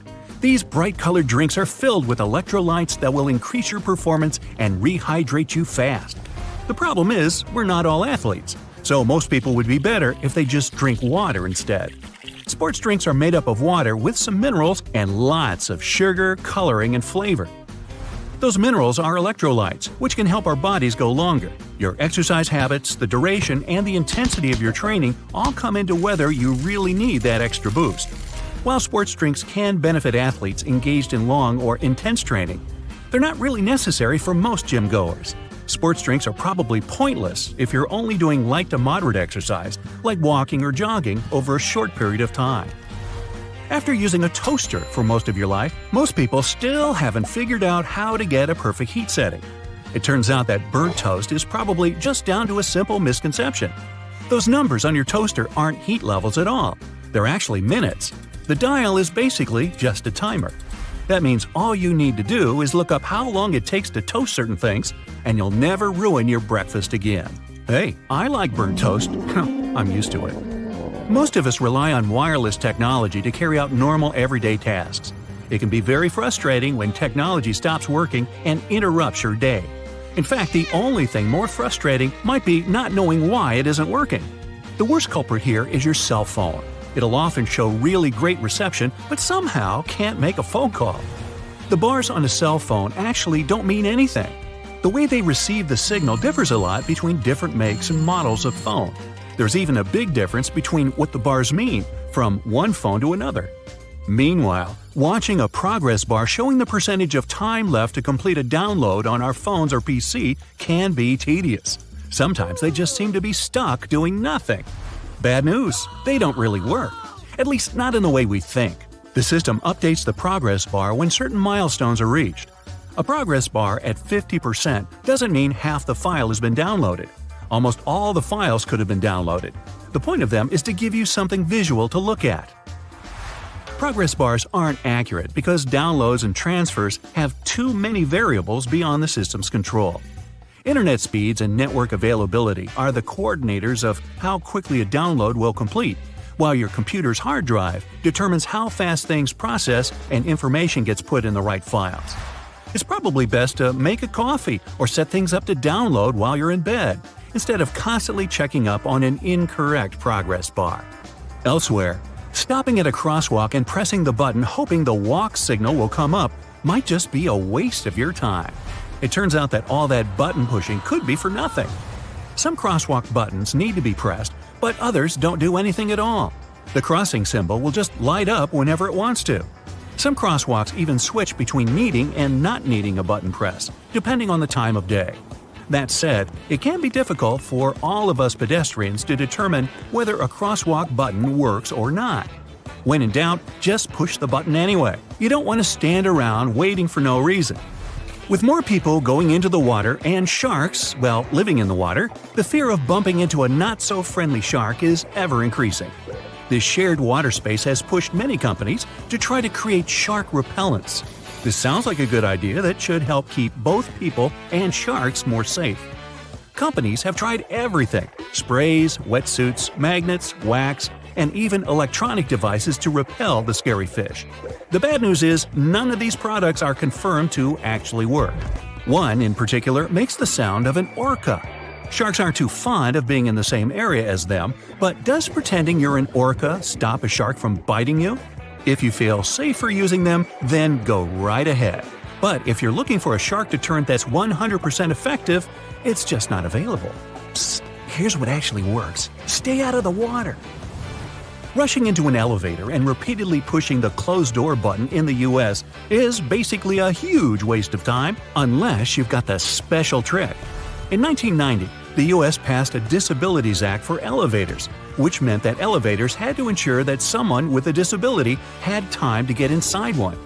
If you're on crutches, use a cane, or travel in a wheelchair, you don't have to worry about someone accidentally closing the elevator doors before you've had a chance to pass through them.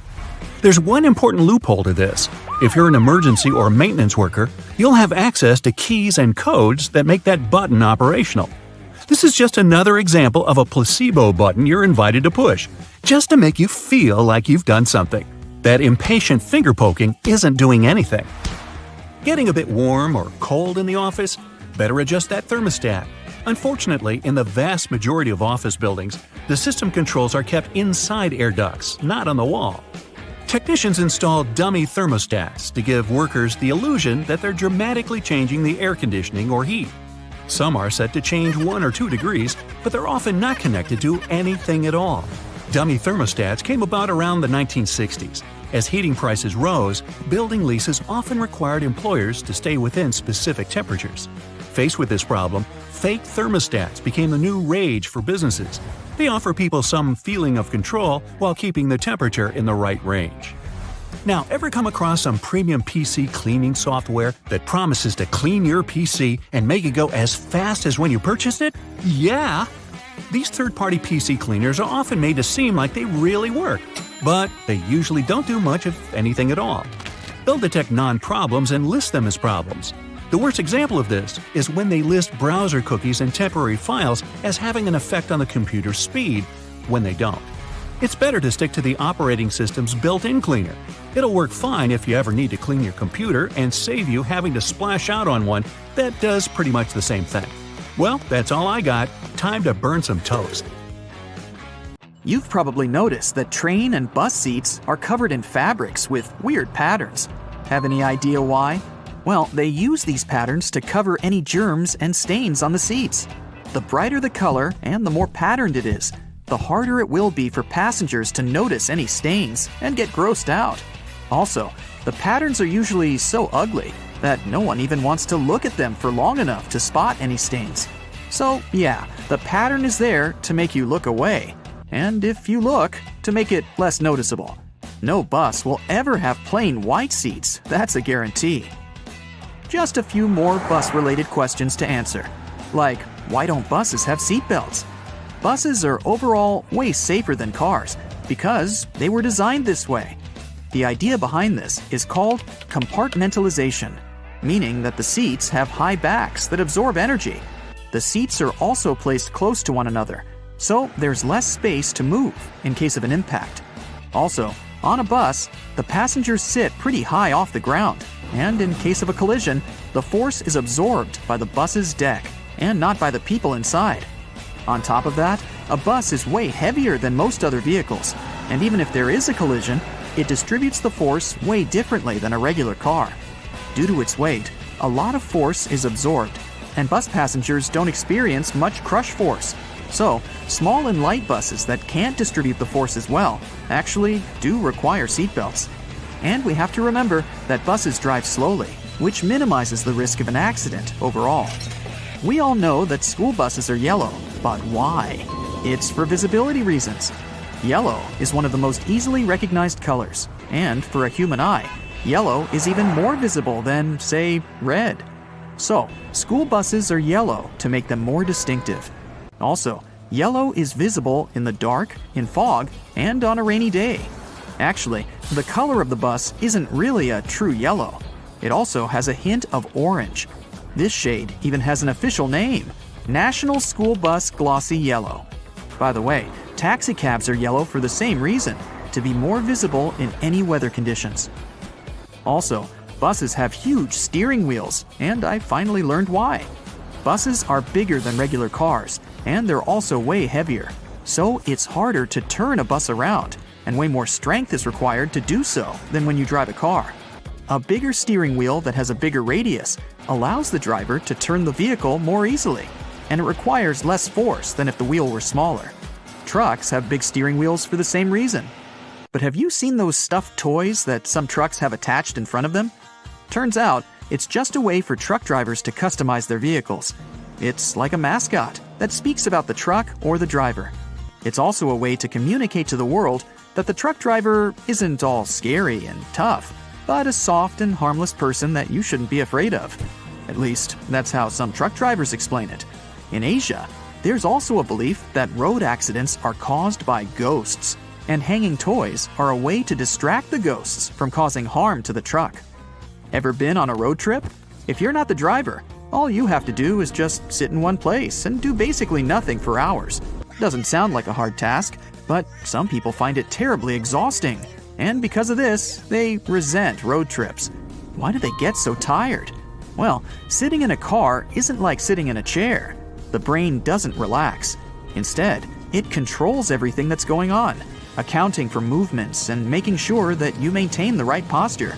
Your brain is constantly working, exchanging bits of information with your muscles, so your body is working. Some people get tired because of this.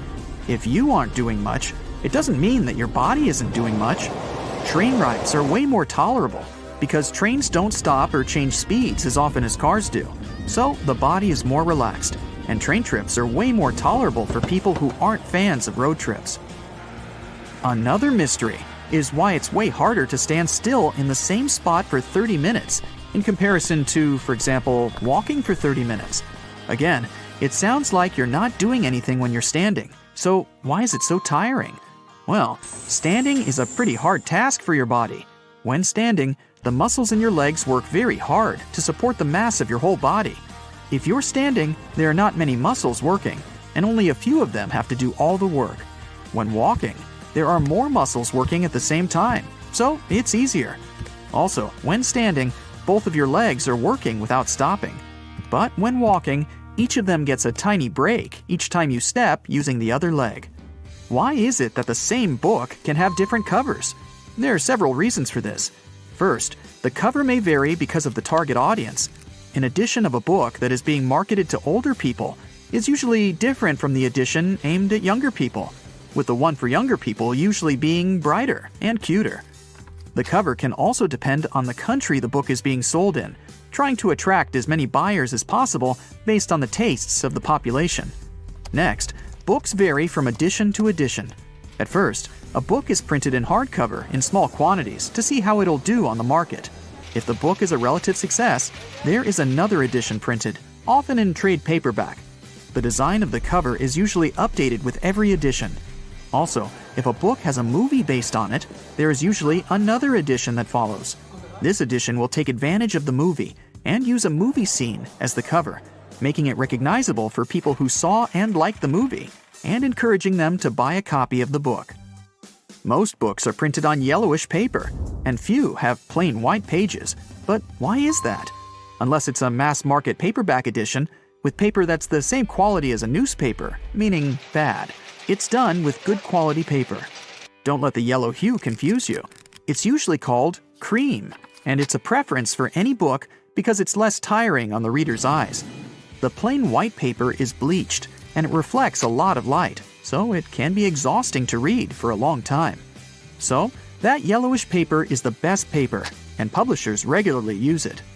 Another thing about books is those blank pages they often have at the very end. Their number depends on the number of pages in the book. The thing is that books are printed in signature. A signature is a group of pages that printers fold together and cut to make a book. A signature can have a different number of book pages, with the minimum being 4 and then with other numbers divisible by 4. So, a book that is 300 pages long in total will fit in perfectly, and there will be no blank pages left. But if a book needs 303 pages, it'll need an additional signature, and the extra pages will remain blank, often marked with the word notes or with the message, "This page is intentionally left blank," to let the reader know that there's no important information missing. Ever wondered why most doctors have sloppy handwriting? No, there's no class in medical colleges on bad handwriting. The reason why it's so common is that doctors are always in a rush, and they write as fast as possible to keep their momentum, so there's no time to care about writing nicely. Also, keep in mind that you're not the only person who they write a prescription for over the course of a day. Doctors do a lot of paperwork, working for 10 hours straight, and they're just too tired most of the time to give you a properly written note. Have you noticed that most songs, in general, last somewhere between 3 and 4 minutes? Well, originally, songs were being played on a phonograph record player from a vinyl record, which was spinning at 78 revolutions per minute. So, the size of the vinyl record basically determined the length of the song.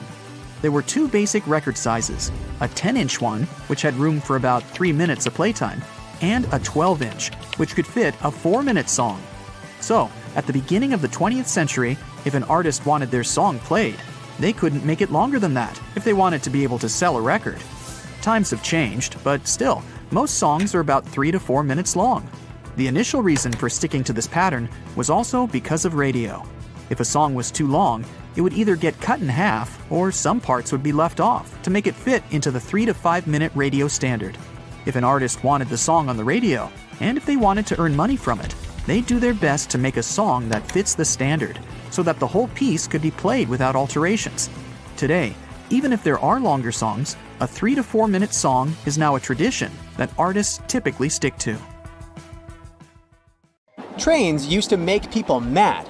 During the Victorian era, there was this rumor that the swaying motion of train carriages made passengers, especially men, go a bit crazy, leading to some strange and dangerous behavior. The so-called railway madness was supposedly triggered by the noise of the train. To make things worse, carriages were locked for privacy reasons back then, so people found themselves stuck in tiny spaces with lunatics who could snap at any moment. If you see someone putting ketchup on some car, it doesn't mean you're witnessing them preparing a prank. It means they're just taking care of their car. Yup, it goes great with hamburgers and hot dogs, but it goes even better with cars since it has ingredients that are good at removing rust. Rust occurs when the metal gets exposed to moisture, oxygen, and heat, and due to weather conditions, it's hard to avoid it. When you leave rust for a longer time and don't deal with it, it will continue to degrade the metal. So, you need to get rid of it before your car becomes physically useless. That's when ketchup comes in. Its key ingredient is tomatoes, and they have many nutrients similar to those you can find in oranges and some other citrus fruits. For instance, citric acid can help you remove rust from metal surfaces since it eats through rust. We're not talking about the cars only. You can use it on metallic kitchenwares, furniture parts, jewelry, and rust spots on generally any metallic item. You can combine it with washing soda. It's not quite effective against rust, but when you combine it with ketchup, it'll do the work. Mix these two and apply them to the rusted area. Leave it like that for about half an hour and wash it with a wet cloth or sponge. You can combine ketchup with salt instead, or just apply a lot of it on the rusty area without using any additional ingredients. Ketchup removes tarnish from brass copper too. Put it on brass hardware on doors and cabinets, or some accessories such as bowls and candlesticks for 10 minutes to make it all shine. And also, you don't put it on meat just because of taste. Ketchup breaks down its fibers, which means it makes it more tender. Locking handles as we know them were only invented relatively recently, in 1878. Before that, people had to get pretty inventive to secure their homes. Most folks used a latch string. They'd make a small hole in the door, thread a leather thong or string through it, and then loop it around a wooden bar. Even after doorknobs were invented, only the wealthy could afford a proper lock and key. Vacuum cleaners had a rough start too. The first one was invented in 1901, but it was so huge that it wouldn't fit inside houses. Instead, vacuuming was offered as a mobile service. The machines were parked outside, and long hoses were fed through the windows.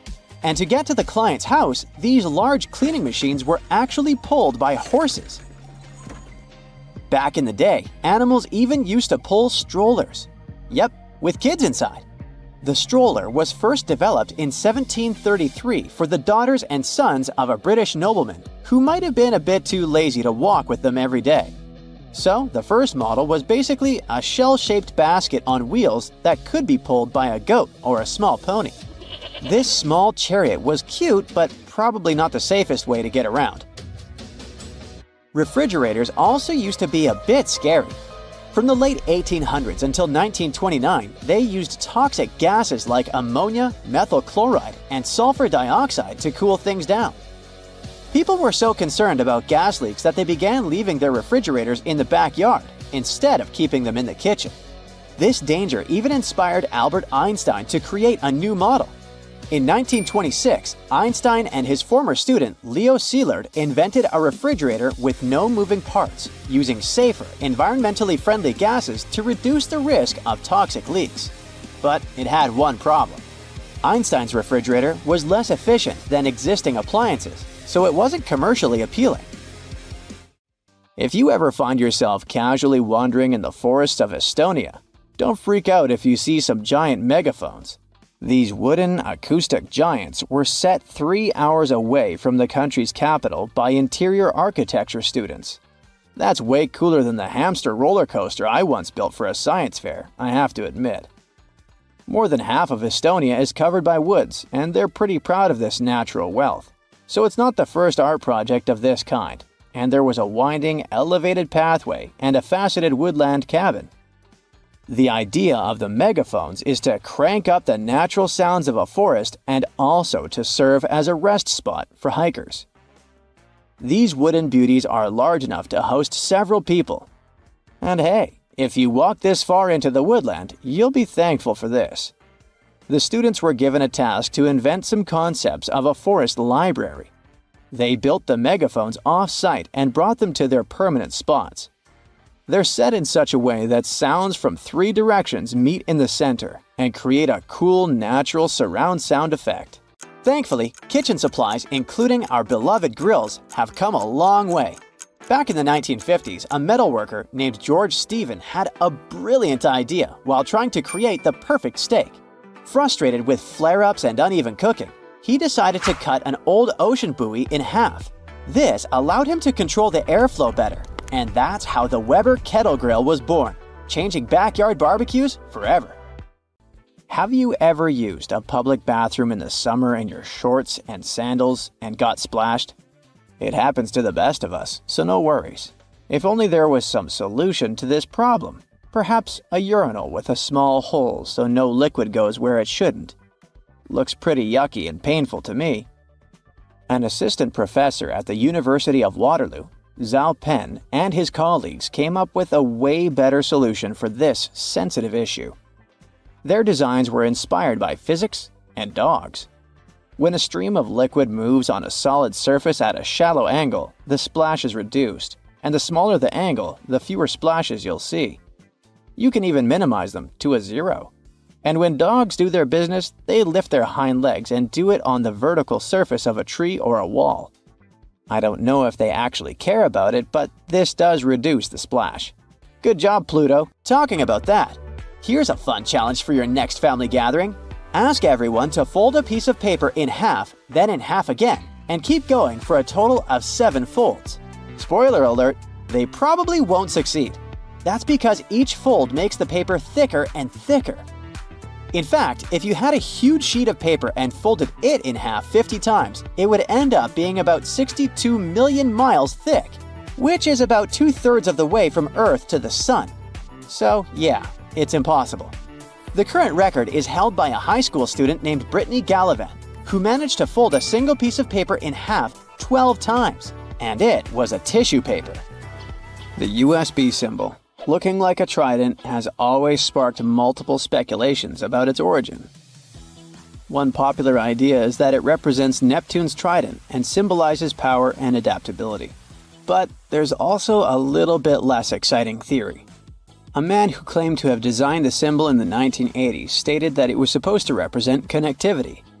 The large circle symbolizes a computer, while the attached shapes, the circle, the triangle, and square, stand for different outputs. Look closely at a tram's overhead lines, and you'll see that its contact wires zigzag back and forth instead of going in a straight line. That's because all trams have pantographs attached to their roofs. The upper part of the pantograph is gradually worn down by the overhead wire and eventually needs to be replaced. To wear it down evenly, the wire is not installed strictly along the tram's path, but in zigzag patterns. As the tram moves, the pantograph slides along the wire, and it wears down evenly. Those cone-shaped water cooler cups? Their shape is intentionally designed to prevent users from setting the cups down. This allows employees to minimize the risk of spilling water on their desks around various electronic devices. Plus, less material is used to produce cone-shaped cups, which makes the process less wasteful and more cost-effective. It also kinda supports sustainability by encouraging people to drink their water quickly and dispose of their cups immediately after. You're probably wearing a YKK product right now. I mean, go check the zipper on your jeans. Yep, that's it. YKK stands for Yoshida Kogyo Kabushiki Kaisha, a Japanese company that makes roughly half of all the zippers in the world, producing over 7 billion zippers each year. Originally called hookless fasteners, they became known as zippers after a pair of rubber boots that could be fastened with a single zip became popular in 1923. The name stuck because of the high-pitched zip sound they make when used. Despite a popular myth, household batteries don't actually contain liquid, and if you accidentally cut them open, no toxic liquid will spill. Most of them are dry cell batteries, which are made of electrochemical cells. Those convert chemical energy into electrical energy. Larger batteries often house numerous small cells within them too. Even Tesla vehicle batteries consist of multiple small cells. When combined, they easily provide the necessary voltage.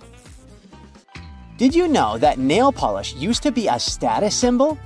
In ancient Egypt, queens like Nefertiti and Cleopatra were famous for their red nails, while lower-ranking citizens were only allowed to wear pale shades. You'll probably agree that there's no better snack than a pack of chips. Some are flat, others have ridges. Is it just aesthetics? Not really. The main purpose of those lines on some kinds of chips is to help with the distribution of spices and seasonings. In other words, all those substances that make your chips taste like cheese are mostly stored inside the lines. Plus, the lines make chips crunchier. This item here was also popular in ancient Egypt. What looks like a weird bench was actually a weird type of pillow. Back then, headrests were made from materials like wood, ceramic, and stone. Unlike our comfy pillows today, those ancient ones were used to protect people's hairstyles. That way, their hairdos stayed neat, even though they had a very uncomfortable night. If you've left a pot on the stove and your food burned, once again, take ketchup. Its acids will ease all the scrubbing and help you with grease. Just leave it over the night and you'll be able to wash the pot more easily. Or keep those small packages of ketchup we all end up having from fast food orders in the freezer. The ketchup won't be as hard as an ice cube as it freezes. So it will be good for soothing insect bites or similar things. For 8 centuries, forks were considered cursed and nearly forbidden in the West. The first models were used by the elite in the Middle East and the Byzantine Empire, and they made their way to the West in 1004, thanks to a noblewoman named Maria Agrippina. People were pretty shocked by it, to say the least. So when she passed away just 2 years later, everyone blamed the fork, thinking it was some kind of divine punishment. By the way, its name comes from the Latin word furca, which means pitchfork. Next on our list is Nike's iconic moon shoe, but I'm talking about the unique pattern of its sole. Back in the 1970s, Nike co-founder Bill Bowerman was making waffles for breakfast with his wife when he had a sudden idea to pour a plastic material called polyurethane into the waffle iron. The machine was ruined, of course, but I guess it was worth it since that's how the first Nike waffle trainer was born. I mean, its sole. That clear fluid in gel pens is called the ink follower or stopper fluid. The gel in such pens contains pigment particles dissolved in a polymer solution. The main task of the stopper fluid is to be a barrier to prevent the gel from evaporating or leaking out. Without this transparent fluid, your gel pen wouldn't function.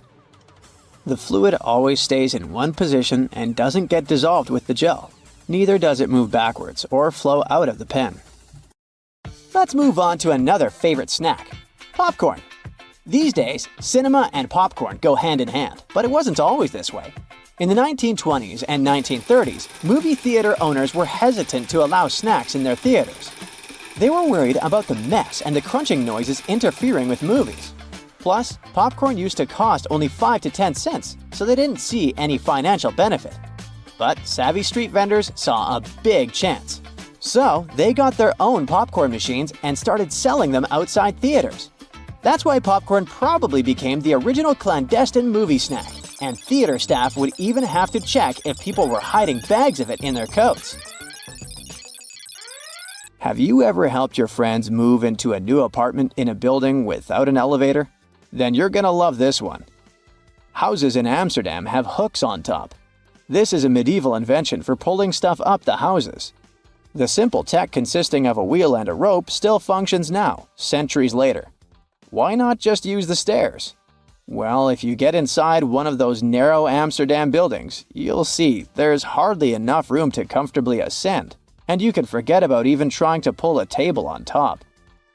Back in the medieval ages, pretty much like now, only rich people could afford housing around the canals in the best parts of the city.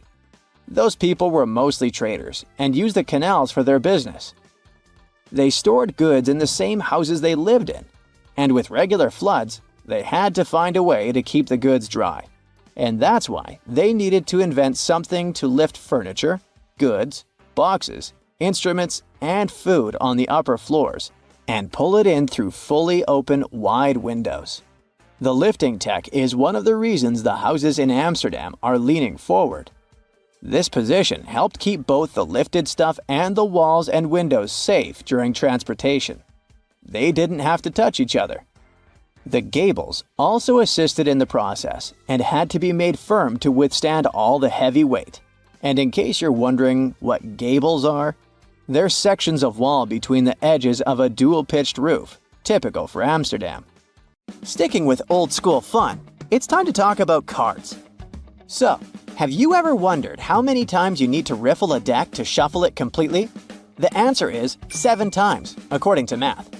Even cooler, if you shuffle a deck right, you're probably creating a unique order that's never existed before and never will again. And if you have a deck at hand, check out the Four Kings. You'll notice that the King of Hearts is the only one without a mustache. He's not special or anything. I mean, he also used to have a mustache, but it was lost in the reproduction of the original design. Your home has more regular things that can do magic tricks. Like if you have a house or a big terrace and want to make a nice flower wall.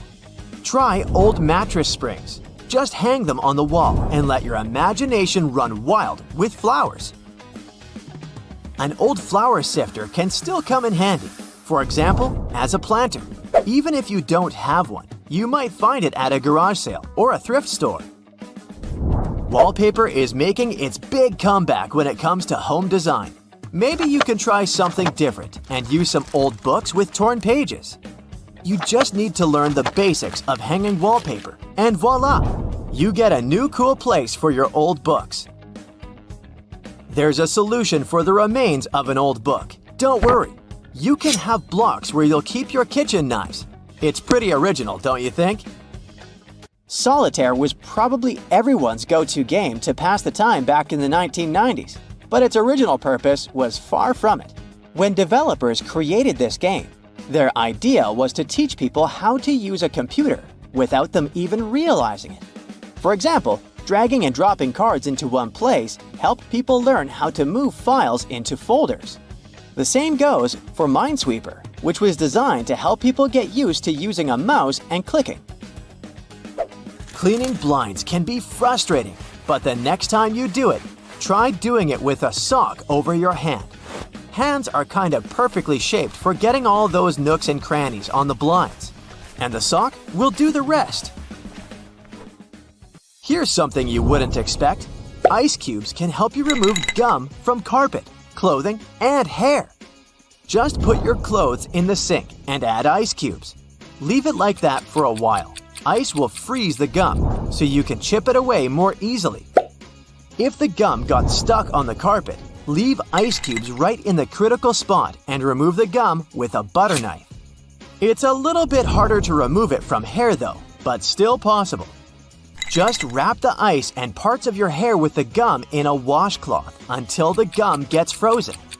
When you get there, you should be able to break apart the gum and free your hair using your fingers.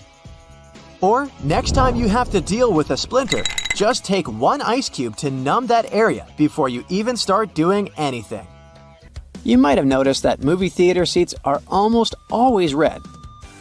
This choice isn't random, it has strategic importance, which is rooted in visual science. The thing is, red light has a longer wavelength. It means that it's the first color to disappear in low light. It allows the audience to concentrate better on the screen once the movie begins. Such a design choice enhances the viewing experience by minimizing distractions. Speed bumps are crucial for pedestrian safety, but at the same time, they can seriously increase car emissions due to the non-stop acceleration and deceleration they cause. To address this issue, some cities like London are testing fake speed bumps. Those are optical illusions painted on the road. They look raised from a driver's perspective, but in reality, they're flat. Authorities hope that this approach will slow down drivers without having a negative impact on the environment. Soda bottles are always filled in such a way that there's some space between the liquid and the cap. That's because soda contains carbon dioxide. It's a gas that can expand once the bottle's heated. If there's no gap in the bottle, it can break because of the pressure building inside. Also, when you open your drink, the gases go out in the form of bubbles, making the drink overflow. The gap helps with this problem too. If you're more into Angry Birds, Candy Crush, and other mobile games, that's totally normal. After all, more people have access to cell phones than to toilets these days. But not many of us stop to think about how disgusting our phones can be. The natural bacteria from our skin and the oils from our hands get transferred to our phones with every touch, swipe, and tap. This makes phones about 10 times dirtier than toilet seats. Yikes! So listen, if you don't want your next barbecue party to end up at the emergency room, you might want to get rid of that wire brush you used to clean the grill. Over 100 people have to seek medical help because of it every year. Those brass and steel bristles easily separate from the brush and stick to cooked food that ends up in your mouth. With each swallow, they go deeper and deeper. They can poke into or puncture the lining of your mouth, throat, and esophagus, or somewhere else down your intestinal tract. The symptoms this causes could be signs of many different conditions, and because of their tiny size, the bristles are really tricky for doctors to spot. So you can lose the precious time to solve the problem at an early stage. In some cases, one ER visit can solve the problem.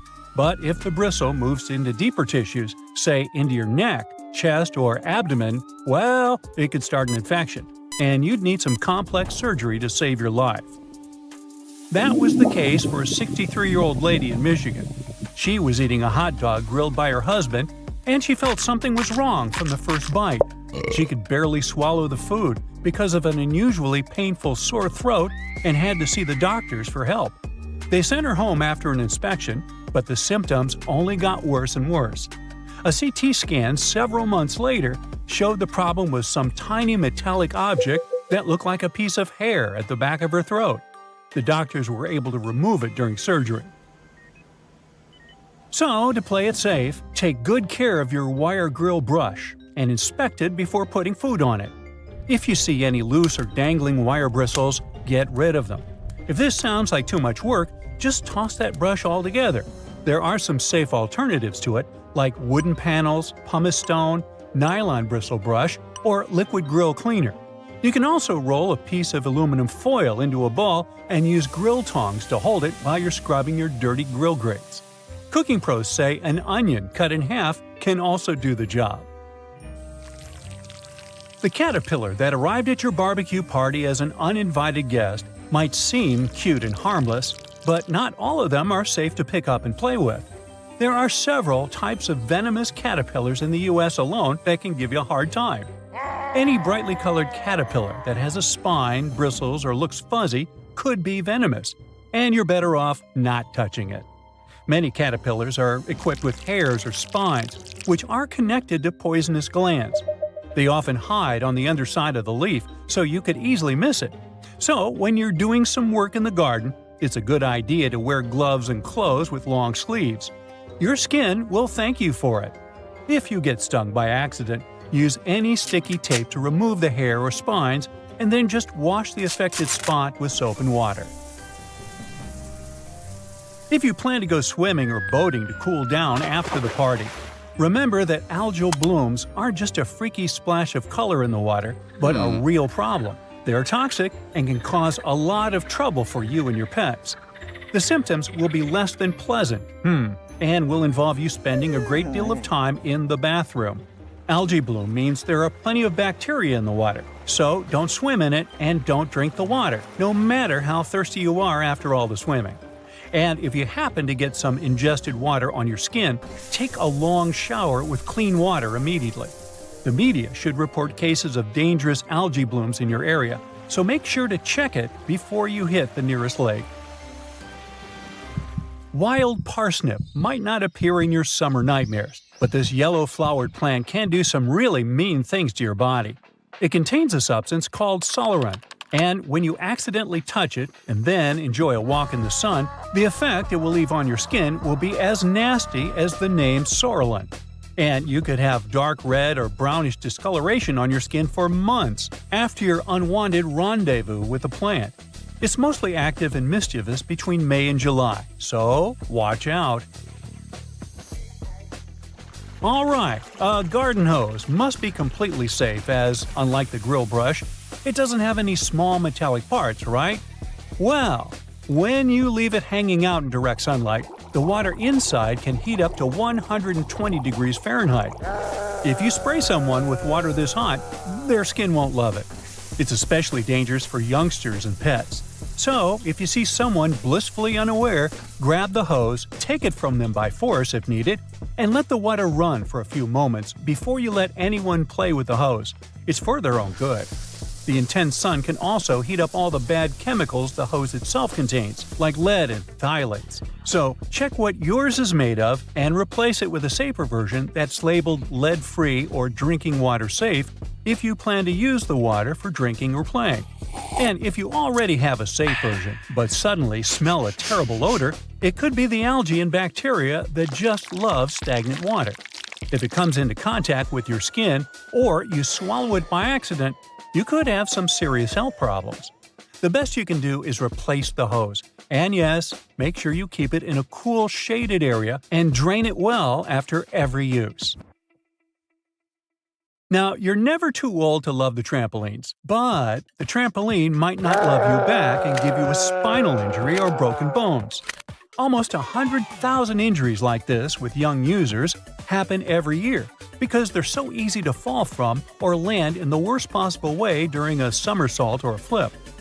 The biggest risk of trampoline trouble is when more than one person is using this fun contraption. Nearly 75% of all accidents with trampolines happen when two jumping youngsters crash into one another. And no, some netting or padding really can't save the day. If you want to keep things safe, make sure there's always only one person at a time on the trampoline. You're going to need to install shock-absorbing pads that completely cover the trampoline's metal frame, springs, and hooks. If you see any signs of the padding getting too old, like tears and fraying, you need to replace it immediately. Make sure the trampoline stands on level ground and isn't too close to other structures and trees. A slide in your backyard, no matter if it's made of metal or plastic, can turn into a frying pan under the sun and can heat up to 189 degrees Fahrenheit. So, before you jump on it or let someone else do it, check the temperature of the whole thing top to bottom. And even when your little sister or someone else you love is begging you to go on a ride with them, don't do it. The slide is designed for one person of a certain size. When the two of you end up tandem sliding, the smaller leg can get caught up between the bigger leg and the edge of the slide. The speed will also increase, and it can lead to all sorts of drama. Finally, no matter how tempting it feels in the hot months, don't walk barefoot on that beautiful lawn in the park or even in your own garden. You never know what's hiding in the grass, and if you step on something sharp, like a rusty nail hiding in the grass, you'll get yourself into a lot of trouble. Flip-flops aren't the best idea for everyday summer shoes either. They rarely come with arch support and can make you take shorter steps and put more stress on your body. It's just not good for your feet, joints, and muscles. Otherwise, have a great summer!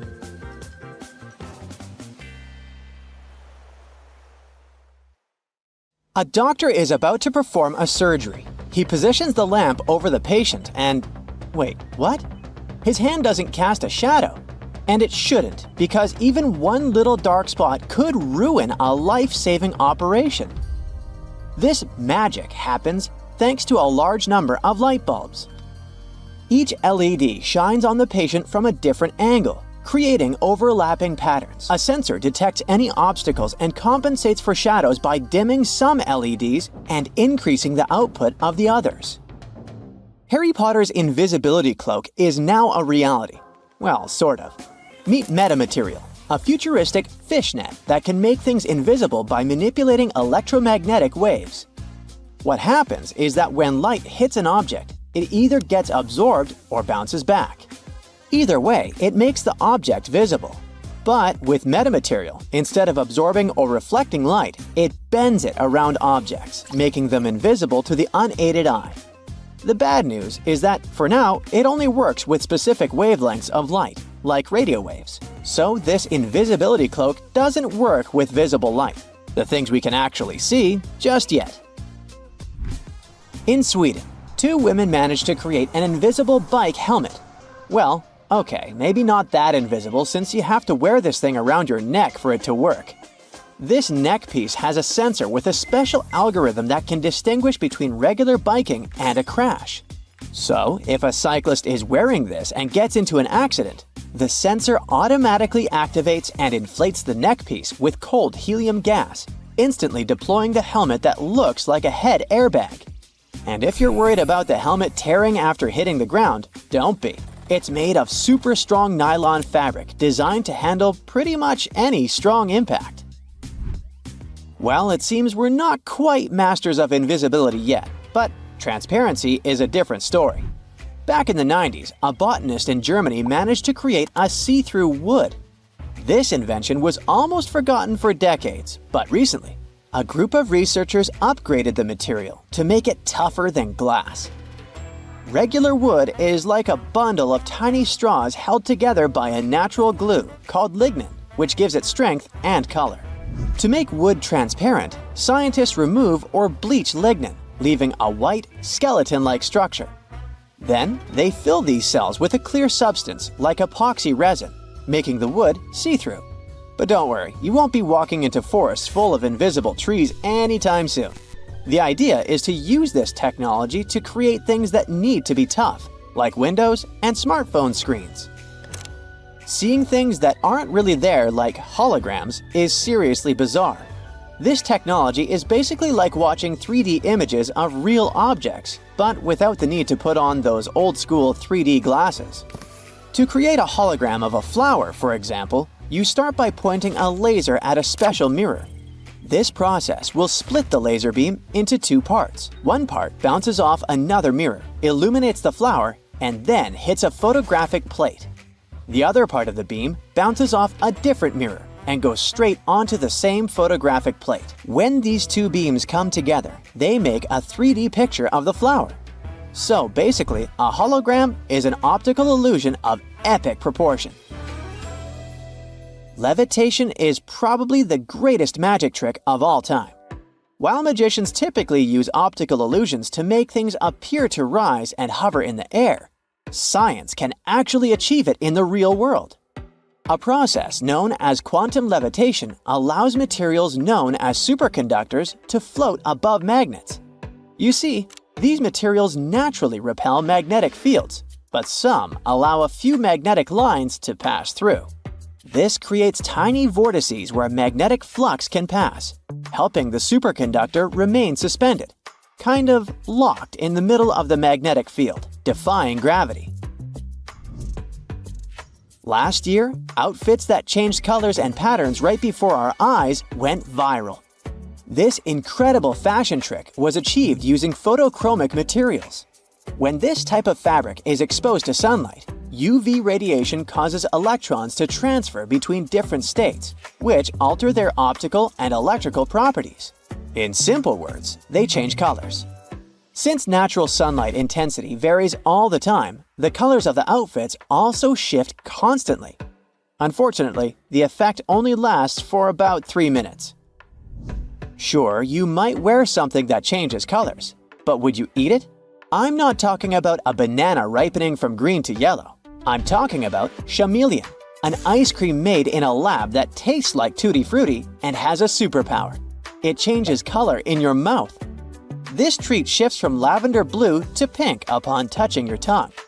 Although the physicist who invented it is pretty secretive about the recipe, we do know that the magic comes from how the treat reacts to changes in temperature and acids in your mouth. Oh, and the inventor also mentioned you can spray something he calls love elixir onto the ice cream to speed up the reaction. Science has advanced to the point where we can actually make it rain and snow. This technique is called cloud seeding, and although it might seem like an X-Men superpower, it is pretty easy to understand how it works. First, the weather needs to be cloudy. Once a cloud forms, workers at a control center send a plane to the area to stimulate rainfall. As soon as the brave pilot enters the cloud, the plane releases tiny particles, such as silver iodide, into the air. These particles help water droplets form and grow, which produces rain. Sounds simple, right? But playing storm is pricey. An average 4-hour operation that seeds 24-hour clouds would cost around $5,000. If the storm gets too loud, just grab your noise-canceling headphones for some quiet time. These magical gadgets work by listening to the noises around you. Then their built-in microphones create sound waves that are the opposite. When these opposite sound waves mix with the noise, they cancel each other out, making everything quieter and clearer. Concrete often has a problem. It cracks, which makes it less durable, and that's not good. So the smart move is to go for self-healing concrete. This magical material has tiny capsules or nanotubes inside that are filled with healing agents like calcium carbonate. When a crack forms and hits these capsules, they burst open from pressure or moisture exposure. This releases the healing agent into the crack, where it mixes with things in the air like water or carbon dioxide to toughen up the concrete again. If you're planning to build a house, you should consider using a 3D printer. I know it might sound crazy, but nowadays it's completely possible to print an entire 500 square foot house in just 24 hours. It kinda works the same way as a regular 3D printer.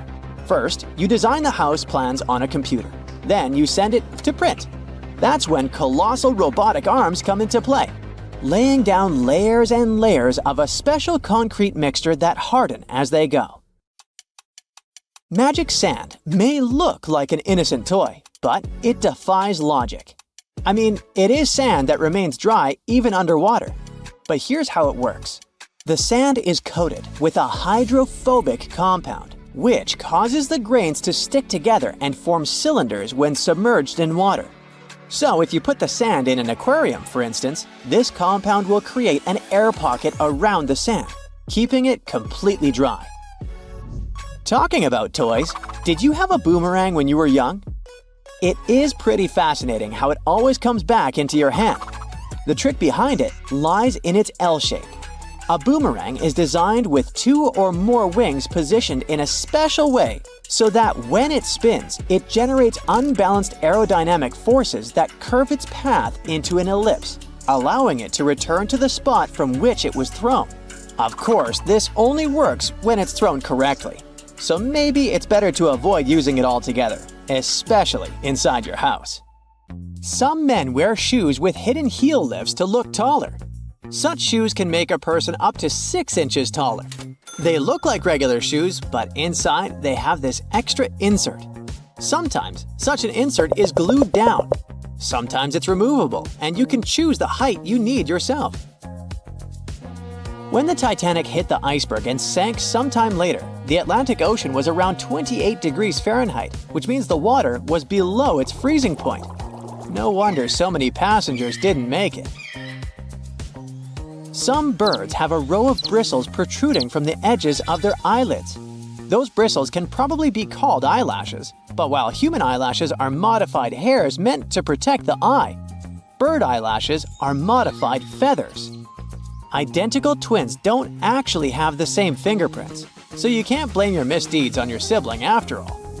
Different factors during development in the womb, like the position of the womb, umbilical cord length, and the rate of finger growth, impact fingerprints. Earth's rotation speed is changing. It's slowing down right now while we're talking.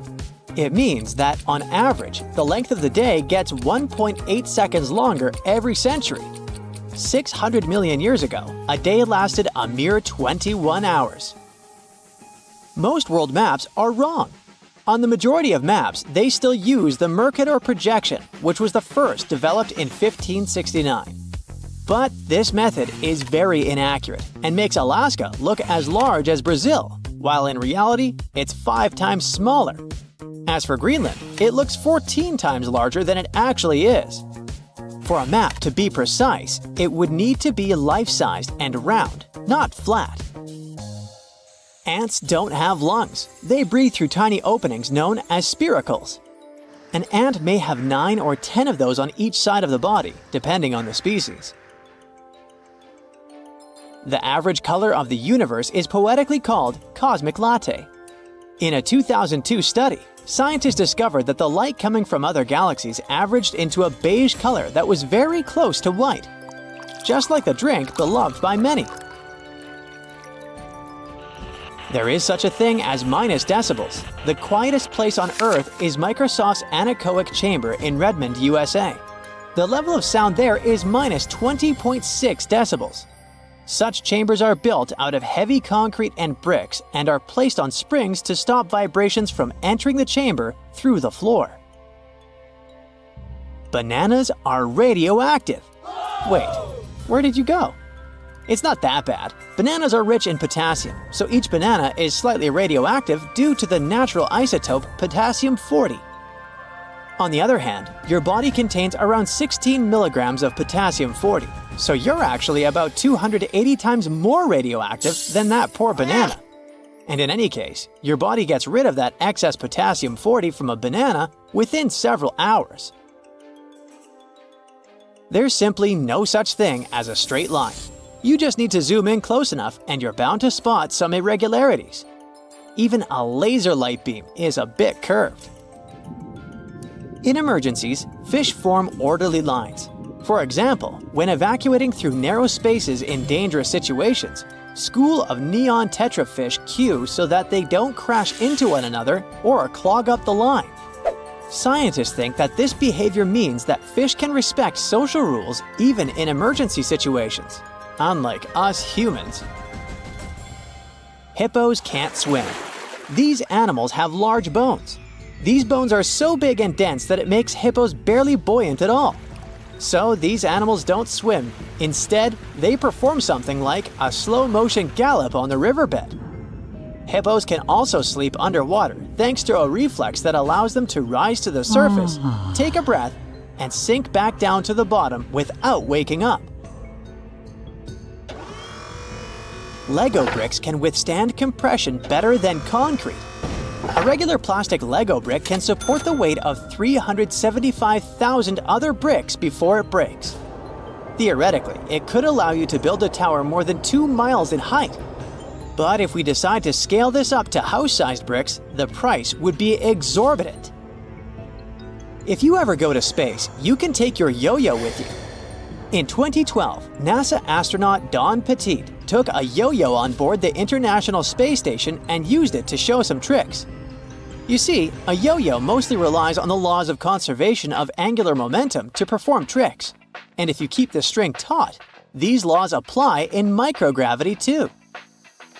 There's a theory that claims that we sweat when we're anxious to alert the brains of other people that they're primed for that danger that's making us feel anxiety. Brain scans have revealed that when you sniff the sweat produced by a panicking person, regions of the brain responsible for emotional and social signals light up. And when you are anxious, your sympathetic nervous system produces hormones, including adrenaline, which switches on your sweat glands. There are rainbows on Venus, and they're called glories. A glory looks like a series of colored concentric rings and is caused by the interference of light waves inside droplets rather than the process of reflection, refraction, and dispersion of light, which produces rainbows. Protons look like bagels, spheres, peanuts, and rugby balls. In other words, protons come in different shapes and sizes. Their appearance changes based on the speed of quarks, smaller particles within them. If you look at the moon while being in the southern hemisphere, it will seem to be upside down, and the man on the moon will look more like a rabbit. You will remember more of your dreams if you sleep badly and wake up many times throughout the night. You're also more likely to remember your dream if someone or something wakes you up in the middle of it. Dogs tilt their heads while listening to people to pinpoint familiar words like walkies more effectively. It also helps them to understand the tone of your voice better. There's also an idea that if a dog doesn't tilt its head often, it's because it relies more on sight and less on sound. Mirrors facing each other won't produce infinite reflections. Each next reflection will be darker than the previous one, and eventually, they will fade into invisibility. Mirrors absorb just a fraction of the energy of the light falling on them, so the total number of reflections mirrors can produce is around several hundred. You can smell ants, since many species of these insects produce strong-smelling chemicals when they feel threatened or angry, or when they're being squished. Trapjaw ants release a chocolatey smell when they're crushed, and citronella ants give off a lemony odor when they're threatened. Giraffes hum when they want to communicate with each other. Researchers think that this low-frequency humming might be a form of contact call between individuals that have been separated from their herd. It can also help giraffes find each other in the dark. But the coolest thing about these magnificent animals? Some scientists think that they can sleep talk too. And a cool bonus story for you. About a marathon runner who took over 50 years to finish the race. Japanese marathoner runner Shizo Kanekuri was selected as one of the 2 athletes that Japan could send to the 1912 Stockholm Olympics. But Kanekuri shockingly disappeared during the marathon race. It turned out that after a rough 18-day-long trip to Stockholm, first by ship and then by train, the man was exhausted. During the race, he stopped running because his condition simply didn't allow him to run further. The athlete stumbled into a nearby garden party where he drank orange juice and stayed for a while to recover. Later, Kanekuri was so embarrassed by his failure that he returned to Japan without notifying anyone, including race officials. So, Swedish authorities considered him missing for 50 years before finding out that he was peacefully living in his home country. In 1967, the athlete was offered the opportunity to finish his run. He accepted. 54 years, 8 months, 6 days, 5 hours, 32 minutes, and 20.3 seconds after he started the race, he completed the marathon. It was a long trip. Along the way, the man got married, had 6 kids, and 10 grandchildren. Here's how you can protect your bank card from potential fraudsters. Use a marker and cover the last 4 digits. You can also use a sticker that's easy to remove and place it over the security code. Have you had a house guest that didn't use a coaster? Get a hairdryer and hold it a couple of inches away from the stain. Blow it on medium heat for a couple of minutes to evaporate the watermark. If a faded ring remains, mix equal amounts of vinegar and olive oil in a bowl. Wipe it onto the marked area and rub it in until the stain disappears. Then wipe it off. Don't waste time scrubbing the burnt stains off the bottom of a pan. Instead, fill it with water and add 3 tablespoons of salt. Let it sit overnight as the salt dissolves the burnt marks, and in the morning, pour the water out of the pan. This way, it will be much easier to scrub all that grease off. Picture this. You're on vacation and your shirt has become all crinkled inside the luggage. You need it tonight, but the hotel doesn't have an iron. Don't panic. Hang the shirt up in the bathroom, and while you relax in a hot shower, the heat and moisture will unwrinkle your shirt. It won't be perfect, but it will get much better without any effort. The football is on, and it turns out you've run out of standard batteries. You can use a smaller battery instead that easily fits inside. Now take some aluminum foil and crunch it up. Fit it into the gap on the negative or flat end of the battery. All done! You can turn on the TV now. Once your flip-flops crack and the plug easily slips out of the hole, it's normally a sign that you need a new pair. But there's a way to extend their mileage. Push the plug back through the hole, then take a bread clip and attach it to the end. The clip will provide enough support for the plug to remain in place. You've received a package and the receipt is taped on. You've managed to detach it from the box. But how to separate the tape without ripping the paper? Hold both ends of the tape apart, and by pulling it slowly, the tape stretches and separates itself from the paper without tearing it apart. Ziploc bags are perfect to keep things dry, but it would be great if they were larger. Take 2 and turn one of them inside out. They can now connect and work as one large bag, big enough to protect a keyboard. There's no need to carry your keys in your hand when you go for a jog. Instead, put them inside your pocket, take a rubber band, then tie it around the pocket from the inside. This stops the keys from falling out.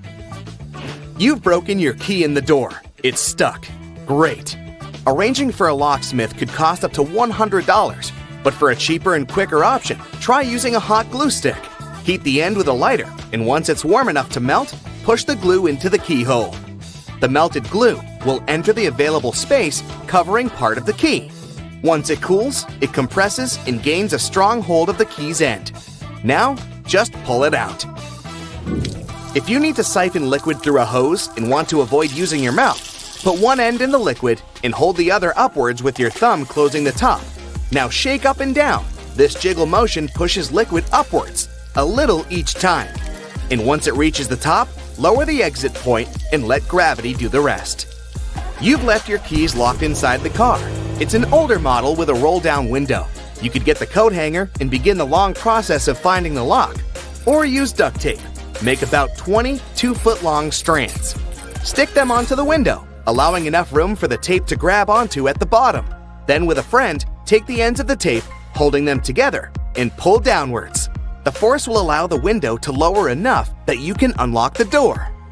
While drilling long screws into hardwood, your old drill might not have enough power, leaving them only halfway in. Before the drill gives up, get a block of wax and scrape the edges of the screws with it. The wax works like a lubricant, melting as it gets warm and providing easy entry for the screw. You're out camping, but you didn't bring anything to light the barbecue. Take a small plastic bag that won't leak, fill it up with water, and close it tight, making a round bubble. Hold it over where you want to catch the light from the sun. The bag of water will work like a magnifying glass, starting up the barbecue, just as long as it's a sunny day. Missing a corkscrew or a cork breaking halfway? By using a stove lighter, heat the top of the bottle. The heat slightly expands the glass, and this forces the cork out the top. You've superglued your fingers again. Take some salt and pour it on top of your stuck fingers. Put your fingers into the water and slowly rub. The mixture will dissolve the glue and release you in no time. While hanging up a painting, it can be impossible to find that stubborn nail. Place a fork upside down and insert it so the nail is in between the middle fork teeth. The fork has provided a long arm that's separated from the wall, making it easier to slip the string of the painting over the nail. Once it's perfectly balanced, simply remove the fork. You need to put a cake into a container, but taking it out again later by lifting it up from the inside might ruin the cake. Put the lid upside down and place the cake on the lid. The base of the container is now the lid, making it much easier to access, slice by slice. Pour out water more efficiently from large jugs and bottles by swirling. This will make the liquid inside spin, creating a vortex. The vortex allows for the air to flow back into the bottle as the water pours out, much faster than the glugging alternative. There's an easier and less messy way to remove eggshells from a boiled egg. Once fully boiled, crack the shell on both ends by tapping them. On one end, pinch off the shell. Use the opened end to blow with your mouth. The force of air will push the flesh and expand the eggshell, forcing out the egg undamaged. When the hinges of your laptop break, repairing them can cost up to $300. A far cheaper fix is to buy a picture frame and tape it to the back of the screen. You've dropped a small piece of jewelry on the floor, seemingly impossible to find. Take a stocking and place it over the end of the vacuum hose. Give the area a good vacuum and check the end periodically. You will eventually find it sitting at the end. You've drilled a hole in the wall, but the drill hole is now too wide. Remove the screw and find an object that is slightly shorter and thinner. Pieces of plastic, small wires, paper clips, or even toothpicks are perfect. Place whichever item you find inside the hole. It's filled the gap enough so the screw will now re-enter securely. Taking the trash out can put you in a gross scenario of getting bin juice on you. A great way to avoid this is by placing old papers at the bottom of the bag. Now, not only does it absorb all the liquids from the food and other sources, but also helps prevent bad smells from forming within a bin. Nobody likes mosquitoes, and pesticides are pricey. A cheap alternative is to take a plastic bottle and cut the top part off from the bottom of the funnel. After removing it, turn it upside down and put it inside the bottle. Mix 2 cups of warm water with 2 tablespoons of sugar. The mosquitoes will be attracted to the formula inside and become trapped. Now just sit back and relax without getting bitten. Okay, I know it's kind of cold to the touch, especially on a freezing winter's day. But did you know that brass doorknobs actually serve a purpose apart from looking classy and shiny? Since it's a copper alloy, brass has antimicrobial properties.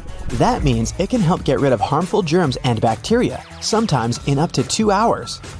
In high-traffic areas, that's all the more useful, but since brass is much costlier than other metals like nickel and steel, you barely see these types of doorknobs anymore nowadays. Speaking of lovely multi-purpose items, most screwdrivers have a tiny little secret of their own. They can sometimes be slid through a wrench so that they can be used to create more torque when twisting, not to mention the uses when it comes to bolts in hard-to-reach places. There's a reason why buttons on women's shirts are for the left-handed, and it has nothing to do with fashion. This practice dates back to the times when chambermaids were helping ladies dress themselves, and it was easier for them to perform their job with this orientation. Having the buttons placed as such indicated a sign of wealth, so it's easy to imagine why the practice carried on, even though most people dress themselves nowadays. Next time you receive a package in your mail, take a look at your box cutter.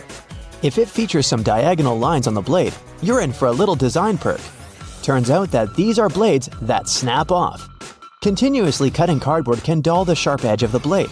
To help prevent the need to buy a brand new box cutter, the top segment along the next line can be broken off to reach a new sharp edge. To do this, check out the small hole at the base of the tool, sometimes called the blade snapper. The people that first came up with this brilliant invention were engineers inspired by the way chocolate bars are segmented. Hold on a minute, don't throw away the cardboard package just yet. Most likely, you'll have some silica gel packets somewhere at the bottom of the box. Since this gel is basically a drying tool, it gathers up the moisture out of its environment, so you can store these packets for further occasions. Whether you'll need to dry out your phone or some other electrical object, you can place them in a container next to the silica gel to reduce the damage. You don't have to be a mechanic to know when a standard car tire needs replacing, since they come equipped with a neat indicator. Take a closer look, and you'll see that treads within the tire are a bunch of rubber notches. When the treads are evened out with the perpendicular bars, it's a sign you need to book an appointment with your local car service, since most likely the tires have lost most of their traction and may not be safe for driving any longer. The upper corners of a car windshield feature textured black dots melted into the glass edges. This neat add-on isn't there for design purposes. It's called frit glazing, which means that a special type of ceramic paint is added to the window for protecting its sealant from UV rays. It also conceals and creates a coarser surface for the adhesive used to set the window in place. Whenever you're up for a drive, check out if there's a small tab under your car's rearview mirror.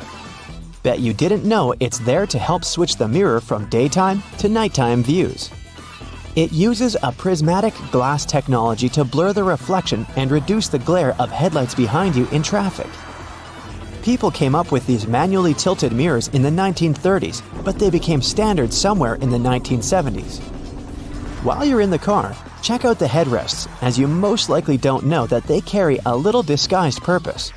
Of course, they're adjustable to accommodate passengers of any height so that they get the proper support for their heads and necks.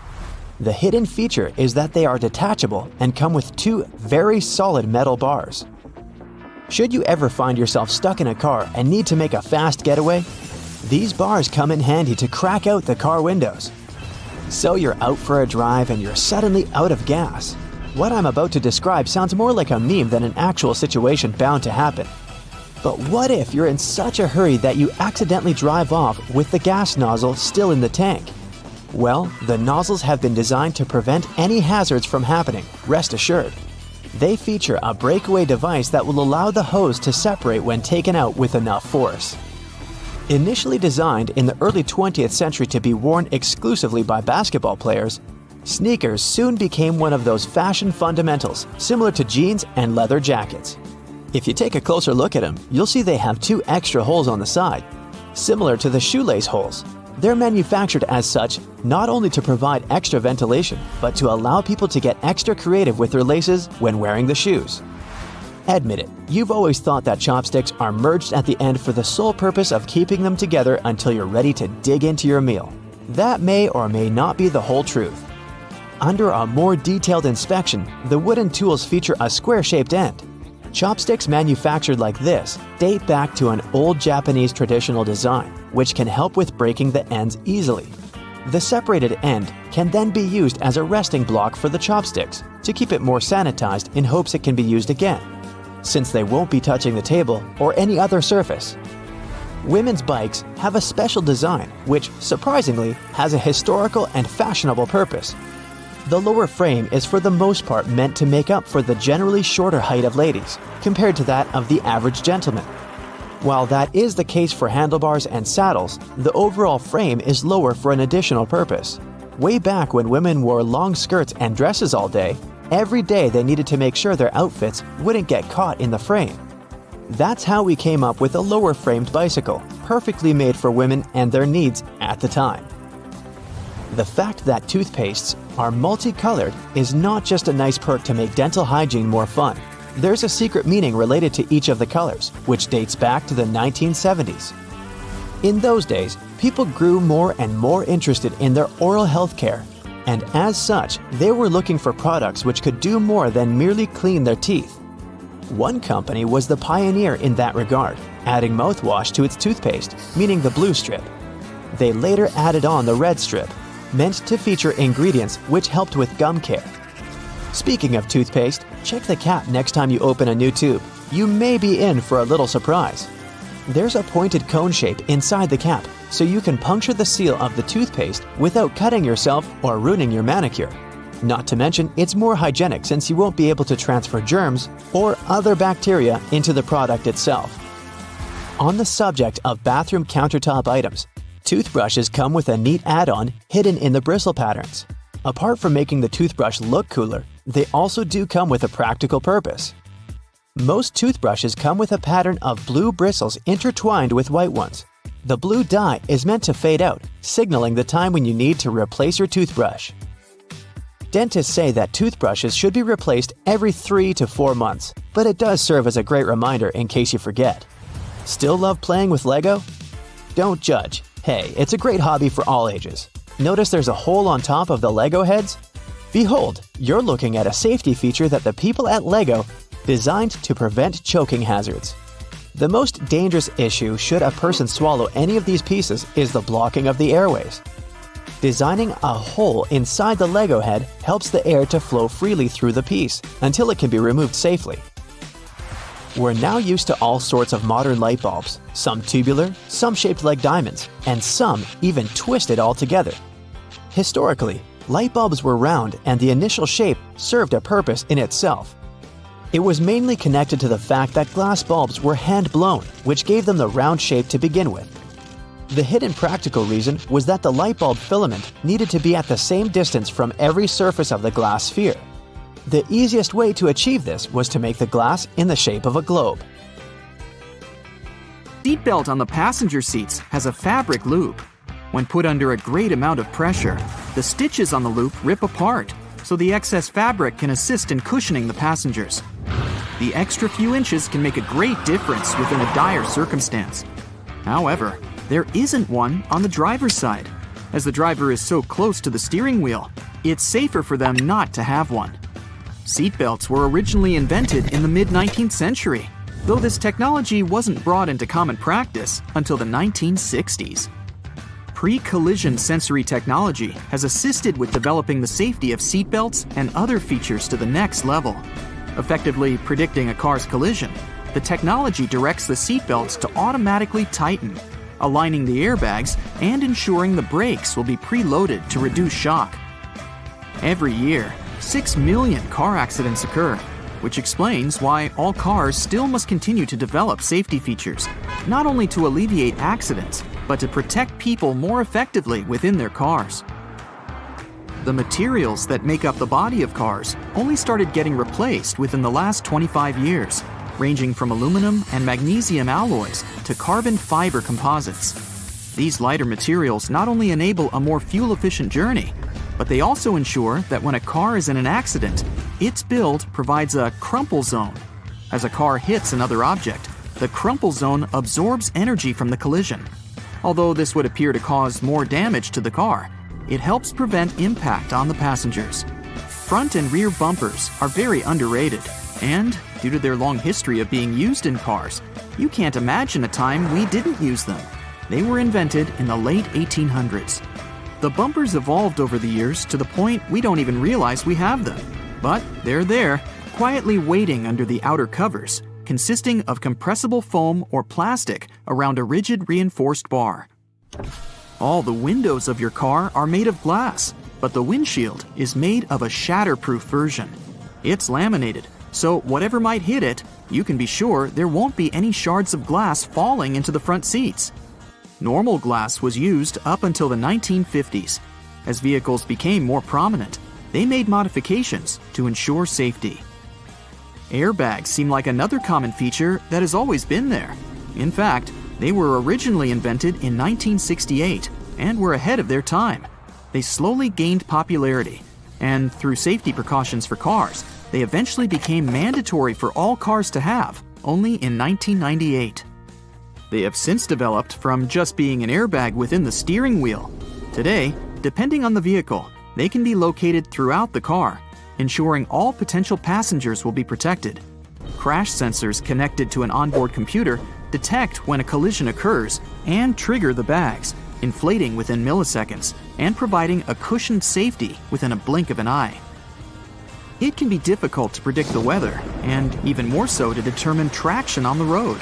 In the late 1960s, anti-lock braking systems, ABS, were implemented in vehicles. Before that, they had been used in many aircraft, with designs going as far back as 1908. They soon became a necessity for all vehicles, ensuring traction is maintained on slippery surfaces and that there is complete control when braking.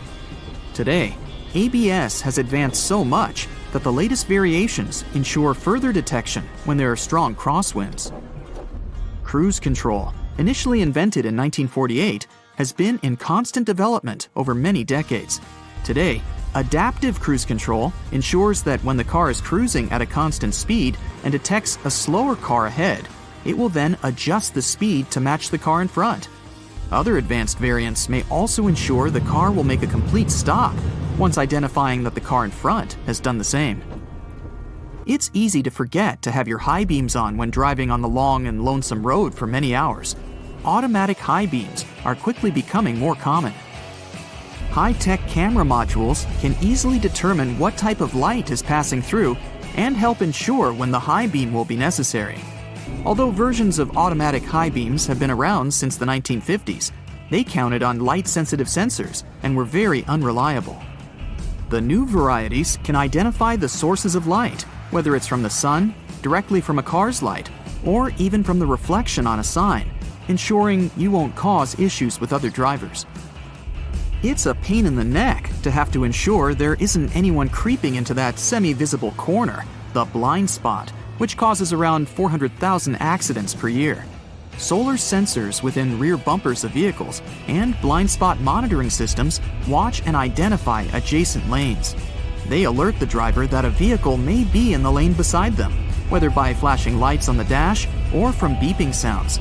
This way, they help to alleviate the many concerns the blind spot causes. 1.6 million road accidents are caused by texting and driving, and fatigue normally causes up to 10% of all car accidents per year. The Driver Attention Monitor helps to alleviate both statistics. It works through sensors that monitor the car's movements and the amount of steering corrections to ensure the driver is paying attention to the road. When the system identifies that the driver isn't completely awake or is slightly distracted with their phone, it will prompt signals to suggest it's time for a break.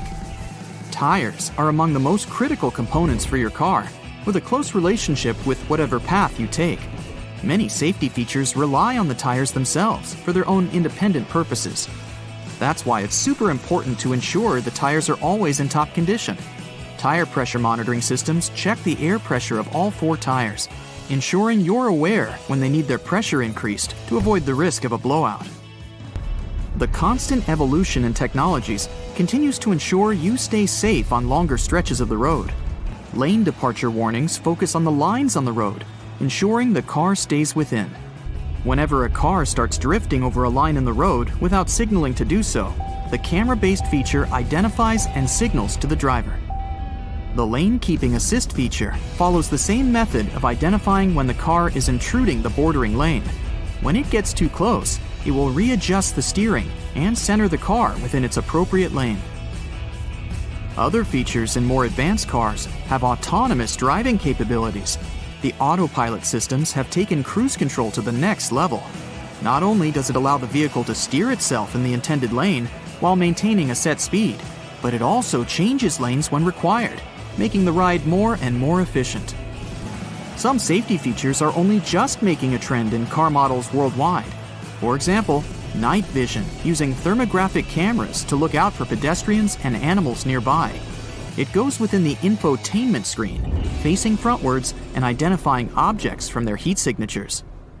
It's estimated that there are over 1.4 billion cars in use worldwide, and as the world's population increases, it's expected that the number of cars will follow suit. Safety features will continue to adapt further beyond what we know of today. Infrared headlights will be further adapted to be used in conditions with poor visibility, like storms, snow, and fog. They'll be capable of enhancing the visibility of the driver in all conditions without affecting the sight of passing drivers. driver override systems will soon be able to monitor and identify human behavior. Whether due to reckless conduct on the road or for other safety precautions, cars will soon have the functionality to take complete control of themselves, ensuring both the passengers and the driver's safety. Augmented reality windshields are in early development already, providing some indicator reflections from the dash onto the windshield. So it's quite possible that soon all necessary directions from maps and alerts will appear right in front of the driver to ensure they never take their eyes off the road. Airbags will soon not only just be used within a car to ensure the passenger's safety, they will also activate from the outside of the car once they identify a definitive collision. The airbags will inflate outwards, covering the entire outside of the car and drastically reducing its impact. It may be so advanced that the bodywork of the car won't even need to be buffed out. The future technology of cars is expected to be so progressive that the cars themselves will have their own form of communication, not with human drivers, but with other cars. Just imagine cars communicating and sharing information as they identify roadblocks, issues on the road, or disruptive weather patterns. It will all ensure the most efficient and safest route possible.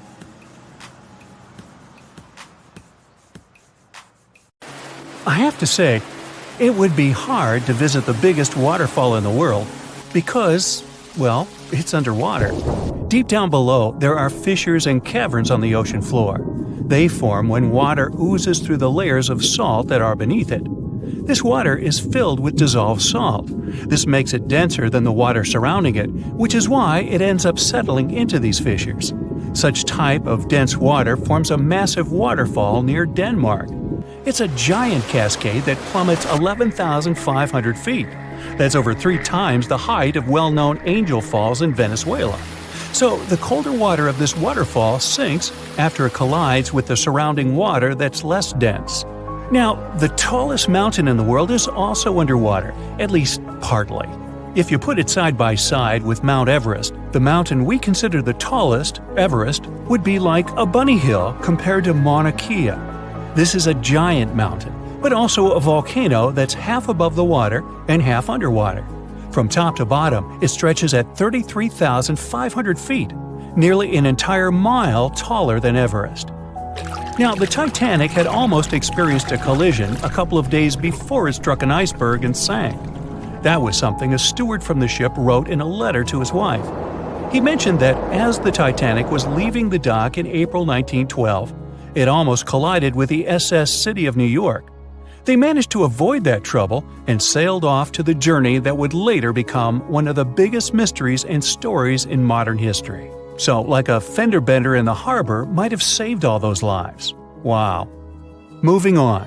We all have unique fingerprints and tongue prints that make us different from each other, even identical twins. In a similar way, you can identify lions through their whisker patterns. Back in the 1960s, scientists found out they can identify each one from their whisker spots, which you can see on each side of the face in rows. If you get close, a little closer, well, maybe just trust us on that one. There's a certain species of predatory fish that can walk on land. No, it's not a movie scenario, more like something from your nightmares. These animals are called snakehead fish, and they sometimes come out on land when searching for food. They evolved to have gills and a special organ that allows them to breathe oxygen located in their gill arches. So they're not in a rush to come back to water right away. They flop on their fins and can move up to a quarter mile away. These creatures can weigh around 14 pounds and live in different locations such as Florida, California, and New England. And if they weren't scary enough, snakehead fish are native to Asia and Africa, which makes them an invasive species in North America. This means they don't have natural predators, so their population can grow without control. Oh, goody. Ever wondered what stuffed animals are doing strapped to the fronts of massive trucks? These toys are the same as the decorative figures that adorn the bows of ships. Such symbols, or mascots at the front, are a way for sea vessels and trucks to reveal their identity to the world. The actual message seems to be truckers are harmless and playful. Maybe the need for sending such messages comes because people mostly see supply trucks as giant road beasts that just dominate lanes on the highway with their spiked wheels that kinda tell you to keep away. Sometimes you'll see stuffed animals strapped to the front of garbage trucks. These are often toys rescued from the trash. They might be aged and imperfect, but they still give their vehicle a bit of warmth and personality. Same as that bumper sticker you have on your car. It's all about customization. Now, if you were on Mars at the moment, you'd probably be able to enjoy listening to the winds there. Sensors researchers set up on Mars picked up the vibrations that happen to be the first ever recorded sounds of Martian wind. You can hear the wind at a decibel within a range that humans can perceive, but you need a little help from your headphones. Almost 50 years ago, a man from France took up a very unusual task: eating a Cessna 150 airplane. He developed a pretty uncommon tolerance for eating dangerous things at an early age. Hey, where was Mom? Actually, he had a rare condition known as pica, which makes you hungry for things that are usually not considered food, like toys, grass, or in this case, an entire airplane. It took him 2 years to finish this large metal-filled meal, and then he took off. Venus is the only planet in our solar system that spins clockwise. At its early stages, this solar system was just a swirling cloud of gas and dust, like me in kindergarten. At some point, it collapsed into a spinning disk, and the Sun remained at its center. Because of this, all the planets move around the central star on roughly the same plane. Planets spin in the same direction too, counterclockwise if you observe it from above. At least most of them. Uranus spins on its side, and Venus spins in the opposite direction. This probably happens because of giant asteroids which knocked these two off course a long time ago. Most of our planet is covered in water: seas, oceans, lakes, rivers. But if all of that water evaporated and then came down again in the shape of a giant storm, our entire planet would be covered in 1 inch of rain. Things are a little bit different with gold. All of it, located in our planet's core, could cover the Earth in a knee-deep layer, 13 inches. Yup, there's a stash of gold deep down there. It sank when the Earth was still in the forming phase, because that's when it was in a molten state. But we can't reach any of that precious metal. Oh well. You'd think it's only possible to see rainbows during the day, but they can also occur at night. This rare optical phenomenon is called lunar rainbow or moonbow. It happens when the sun coming from the moon gets refracted through water droplets in the air. Moonbows are usually very faint and rare because even the brightest full moon still produces far less light than the sun. The inventor of the microwave wasn't really aiming to create a device we know as a microwave today. He was actually testing a radar magnetron, which is something like an electric whistle that produces vibrating electromagnetic waves. Okay. As he was trying it all out and experimenting with boosting the level of the magnetron tubes, he saw the peanut cluster bar in his pocket had melted. He tested this mechanism again, but this time using corn kernels and an egg. Then he realized he found something potentially way more useful than the issue he was trying to solve in the first place. Plus, he could heat up his lunch. The tallest tropical tree in the world is 330 feet tall, with a weight of more than 180,000 pounds. That's bigger than a jetliner. You can find it on the island of Borneo in Malaysia. One of the local climbers managed to reach the top to get the official measurement. The wind was strong and it was such a scary climb, but it paid off because, wow, the view was magnificent. And he became the first tree hugger, I think. Back in medieval times, you could find shoes that were 2 feet long. People loved pointed shoes. They were very popular for several centuries, starting from the 12th century. People would stuff toes with wool, moss, grass, or hair. One of the other ways to fill the empty space was to support shoes with whalebone, because that's how they could keep their shape. Fashion always changes, so at the end of the 15th century, I wasn't around then, people started wearing short square toes, similar to how a cow's hoof is shaped. Yeah, that's a fashion statement for sure. Ever wondered how strong ants really are? I mean, really. For instance, Asian weaver ants are able to carry objects that are about 100 times their body weight. Considering their tiny scale, carrying heavy objects is not so much about muscle strength. It has more to do with a good grip. Ants have self-cleaning sticky pads on their feet. This helps them with varying the size of the contact patch on the ground. This is how they manage to stay in balance with their burden even when they're moving upside down. Now, our moon is so cool it has its own time zone. Yup, that means you can tell time while there. Back in 1970, the chief astronomer at one of the U.S. planetariums designed a watch for all moonwalkers. The watch measures time in something he called lunations. Lunation is the period the moon takes to rotate and revolve around our planet, and each lunation lasts almost 30 Earth days. So, researchers use a special system called lunar time for the moon. And I think it's time for me to go. Bye! Can you believe it? There are two different ways to drink juice from a juice box. The first way is the default one, and the second is to flip the straw over so that its shorter side sits at the bottom of the box. Using the first method, you may have difficulty getting the last sips of liquid because the straw can't reach all the corners properly. Some straws have their bottom corner sharper than the top. It's deliberately designed that way to pierce through the seal. That's why some people believe the right way to drink juice is the conventional one. Now let's continue with straws. Do you know there's a correct way to use a straw while drinking from a can of soda? So, you're about to have some Coke. You pop the tab open, then you put a straw in the can. Now you need to make a constant effort to keep the straw steady. See this hole in the top? Yeah! Turn the pop tab around and put your straw through the hole. It'll serve as a straw holder. No need to be annoyed by the tipping straw. So, what's the best way to eat a cupcake? Turn it into a sandwich. Step 1. Peel off the paper wrapped around the cupcake. Step 2. Carefully divide the cake into 2 parts. Step 3. Put the bottom side of the cupcake on top of the frosting. This is how you eat a cupcake like a pro. Okay, another quick word about cakes. People generally use kitchen knives to cut cakes into 2 parts. But you can use dental floss. Take a piece of floss and wrap it around the cake horizontally.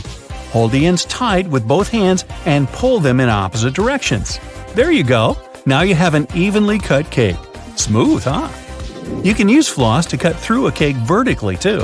This way, you'll reduce the chance of messing up the frosting. Do you use your fingers to dip your Oreos in milk? Try using a fork. Stick it between the wafers vertically and dip the cookie in milk.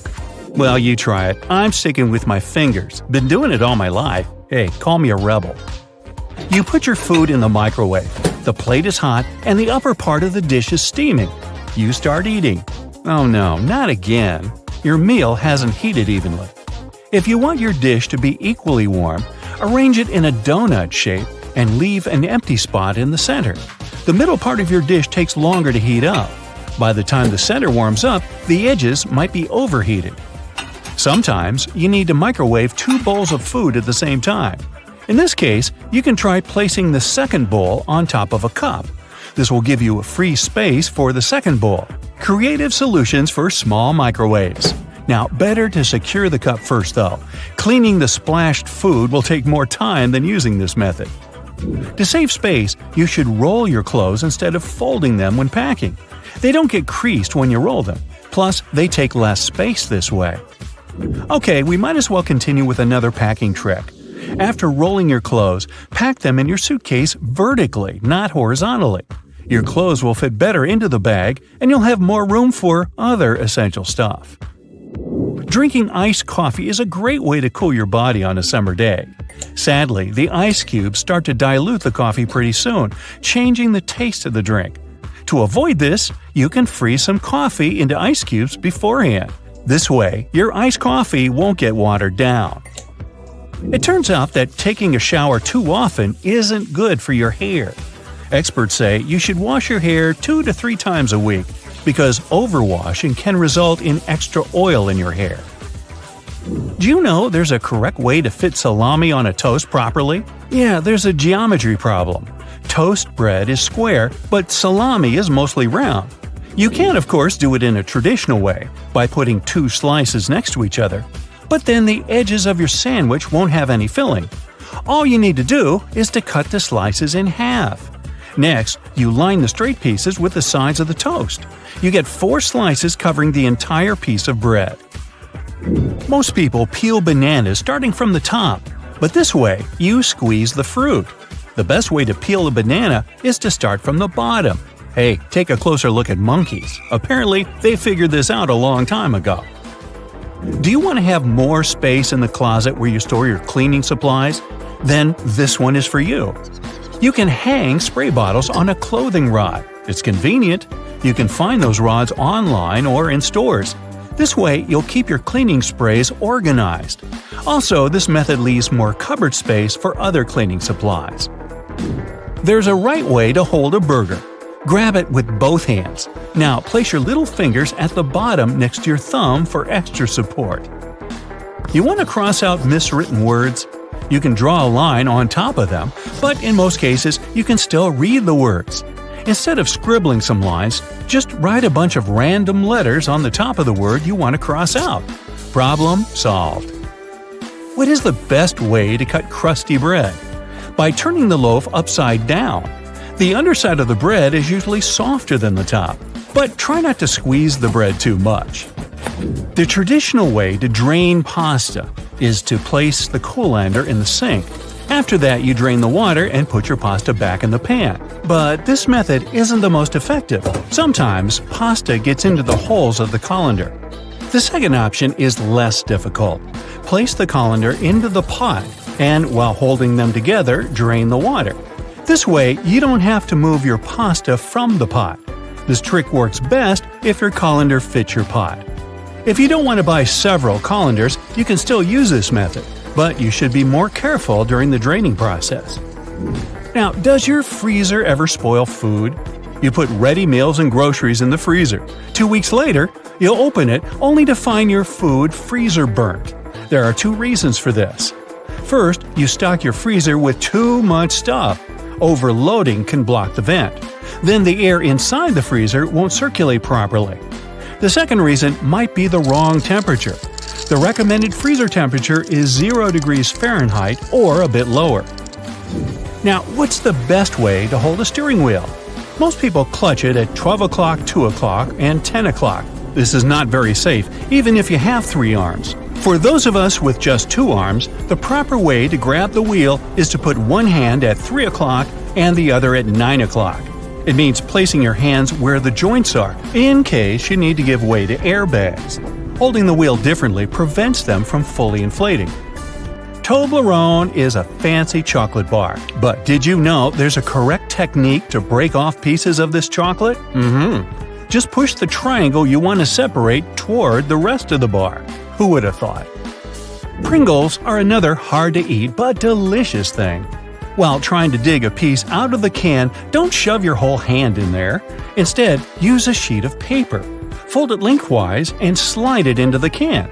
Then gently pull it out, together with Pringles. Now you have a tray of crispy goodness.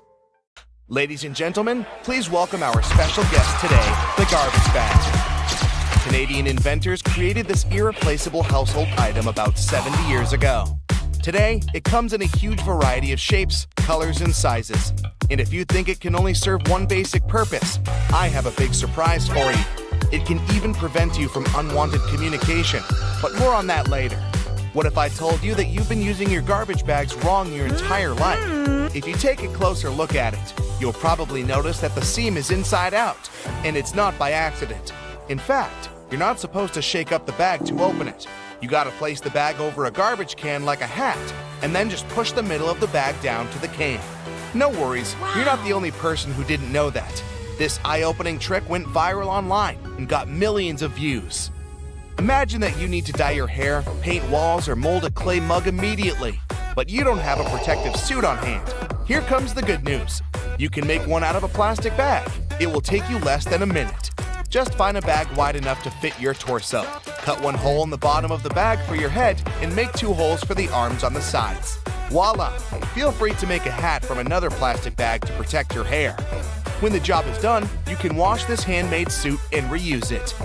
Our next hack is for those who don't like to waste money.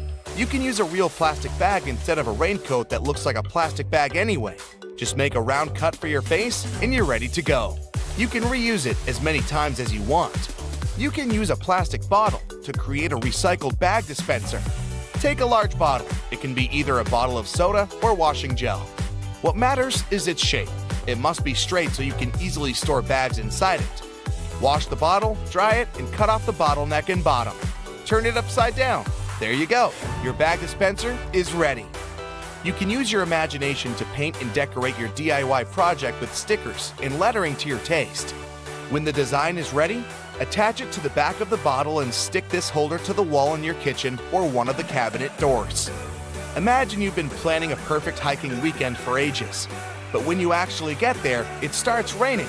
Don't rush back home. Plastic bags will serve you well if you need to put your clothes or equipment on wet grass. Also, you can make an emergency sleeping bag cover using a large garbage bag. After the rain, it will serve as a nice mattress to lay under your sleeping bag to protect it from moisture and provide an additional layer for a cozy nap. Just fill the bag with some soft leaves and straw that lie on the ground, and there you go. A large garbage bag can be your best friend when you're camping with friends somewhere in the wild. You can turn it into a temporary handmade shower, toilet, or even a dressing room out of it. Just hang it on the tree and no one will spy on you. If you went for a walk wearing a pair of your favorite shoes that get wet easily, here's an easy tip to keep your socks dry. Put plastic bags over your socks. Tuck the edges of the bags into your socks or trousers, and then put your shoes on. There's one obvious drawback though. Feet can slip inside the shoes, so be careful. These plastic socks are also handy when you're trying to put on tight jeans that usually make your feet stick inside them. Have you ever had your bag torn at the worst possible moment? A plastic bag with handles can become an emergency backpack. Just place your stuff inside the bag, put your hands through the handlers, and you're ready to go. A garbage bag is also a good material for book covers. You can reuse multicolored bags to create a unique pattern for your favorites. You're moving to a new house and packing all your belongings. Suddenly, you run out of boxes. Sounds familiar? No problem. Grab a package of large garbage bags and pack the remaining stuff. Unlike boxes, this packaging will protect your property from rain or snow. Garbage bags are especially good for packing blankets, pillows, and stuffed toys. If you need to make a vacuum packing for your clothes or stuffed toys, simply put your belongings in a trash bag, place a tube from your vacuum cleaner inside the bag, and then turn it on. The vacuum cleaner will remove all your excess hair from the bag, and you'll save space in your suitcase or basement. Someone really special has invited you home to cook a romantic dinner together. Finally, you want to show all your extraordinary cooking skills, but your special someone doesn't have an apron, and you don't want to mess up your new outfit. No worries. Make an emergency apron using a large garbage bag. It will surprise that special someone even more. Speaking of stylish outfits, are you familiar with the term garbage bag dress? Celebrities and famous fashion brands shock the audience with outfits looking like trash bags from time to time. Some of them actually make outfits using garbage bags like fabric. It's a popular option for young artists who can't afford to buy and use expensive fabrics. Garbage bags are very flexible, so they are a useful material for making patterns for future outfits. When it comes to garbage bags, the DIY project's possibilities are almost infinite. People use bags to make lampshades, clothes covers, small cosmetic bags, makeup organizers, recycled glasses, and whatnot. Some even weave baskets, bags, and floor rugs out of them. It's pretty easy to handcraft a rug. You need to cut several bags into equal strips and weave a long braid from these strips. Now twist this braid into a spiral and tie or glue each layer together. To secure this entire construction from breaking, you can screw your rug on a sewing machine from the middle to the edges, as if you're drawing a star. This plastic braid can also serve as emergency laces, a rope, or a handmade ribbon for decorating gifts and flowers. Filmmaking is another yield where garbage bags can be real stars. If you're shooting indoors and the sunlight is too sharp, you can put white garbage bags on all windows to diffuse the light or to set the white balance. Black light-proof garbage bags may serve you as a shading curtain to get rid of the sunlight in the room whatsoever. Feel free to use a white bag to create a diffuse light bulb. Inflate the bag like a balloon and put it next to a lamp. but make sure to use a LED light so it doesn't get too hot. Everyone knows that touching a plastic bag with a hot iron is a bad idea because it will melt. But this lets us create unique shapes from this colorful and affordable material. Want to make a unique designer vase? Take a bowl and cover it with paper tightly. Then wrap the matching strips of plastic bag around the bowl. Now place another layer of paper on the top and gently iron over the entire surface of the bowl. Voila! The plastic's melted and you got a new stylish and eco-friendly vase. Garbage bags can produce very cool sound effects. If you live in a desert where it never rains and need to recreate that relaxing sound, use a plastic bag. It's always better to speak up like an adult, but if that doesn't work for you, here's a quick fix. Next time some annoying person calls you, don't bother to make excuses why you can't talk right now. Just grab a garbage bag and rustle it into your phone speaker yelling, "Hello? Hello?"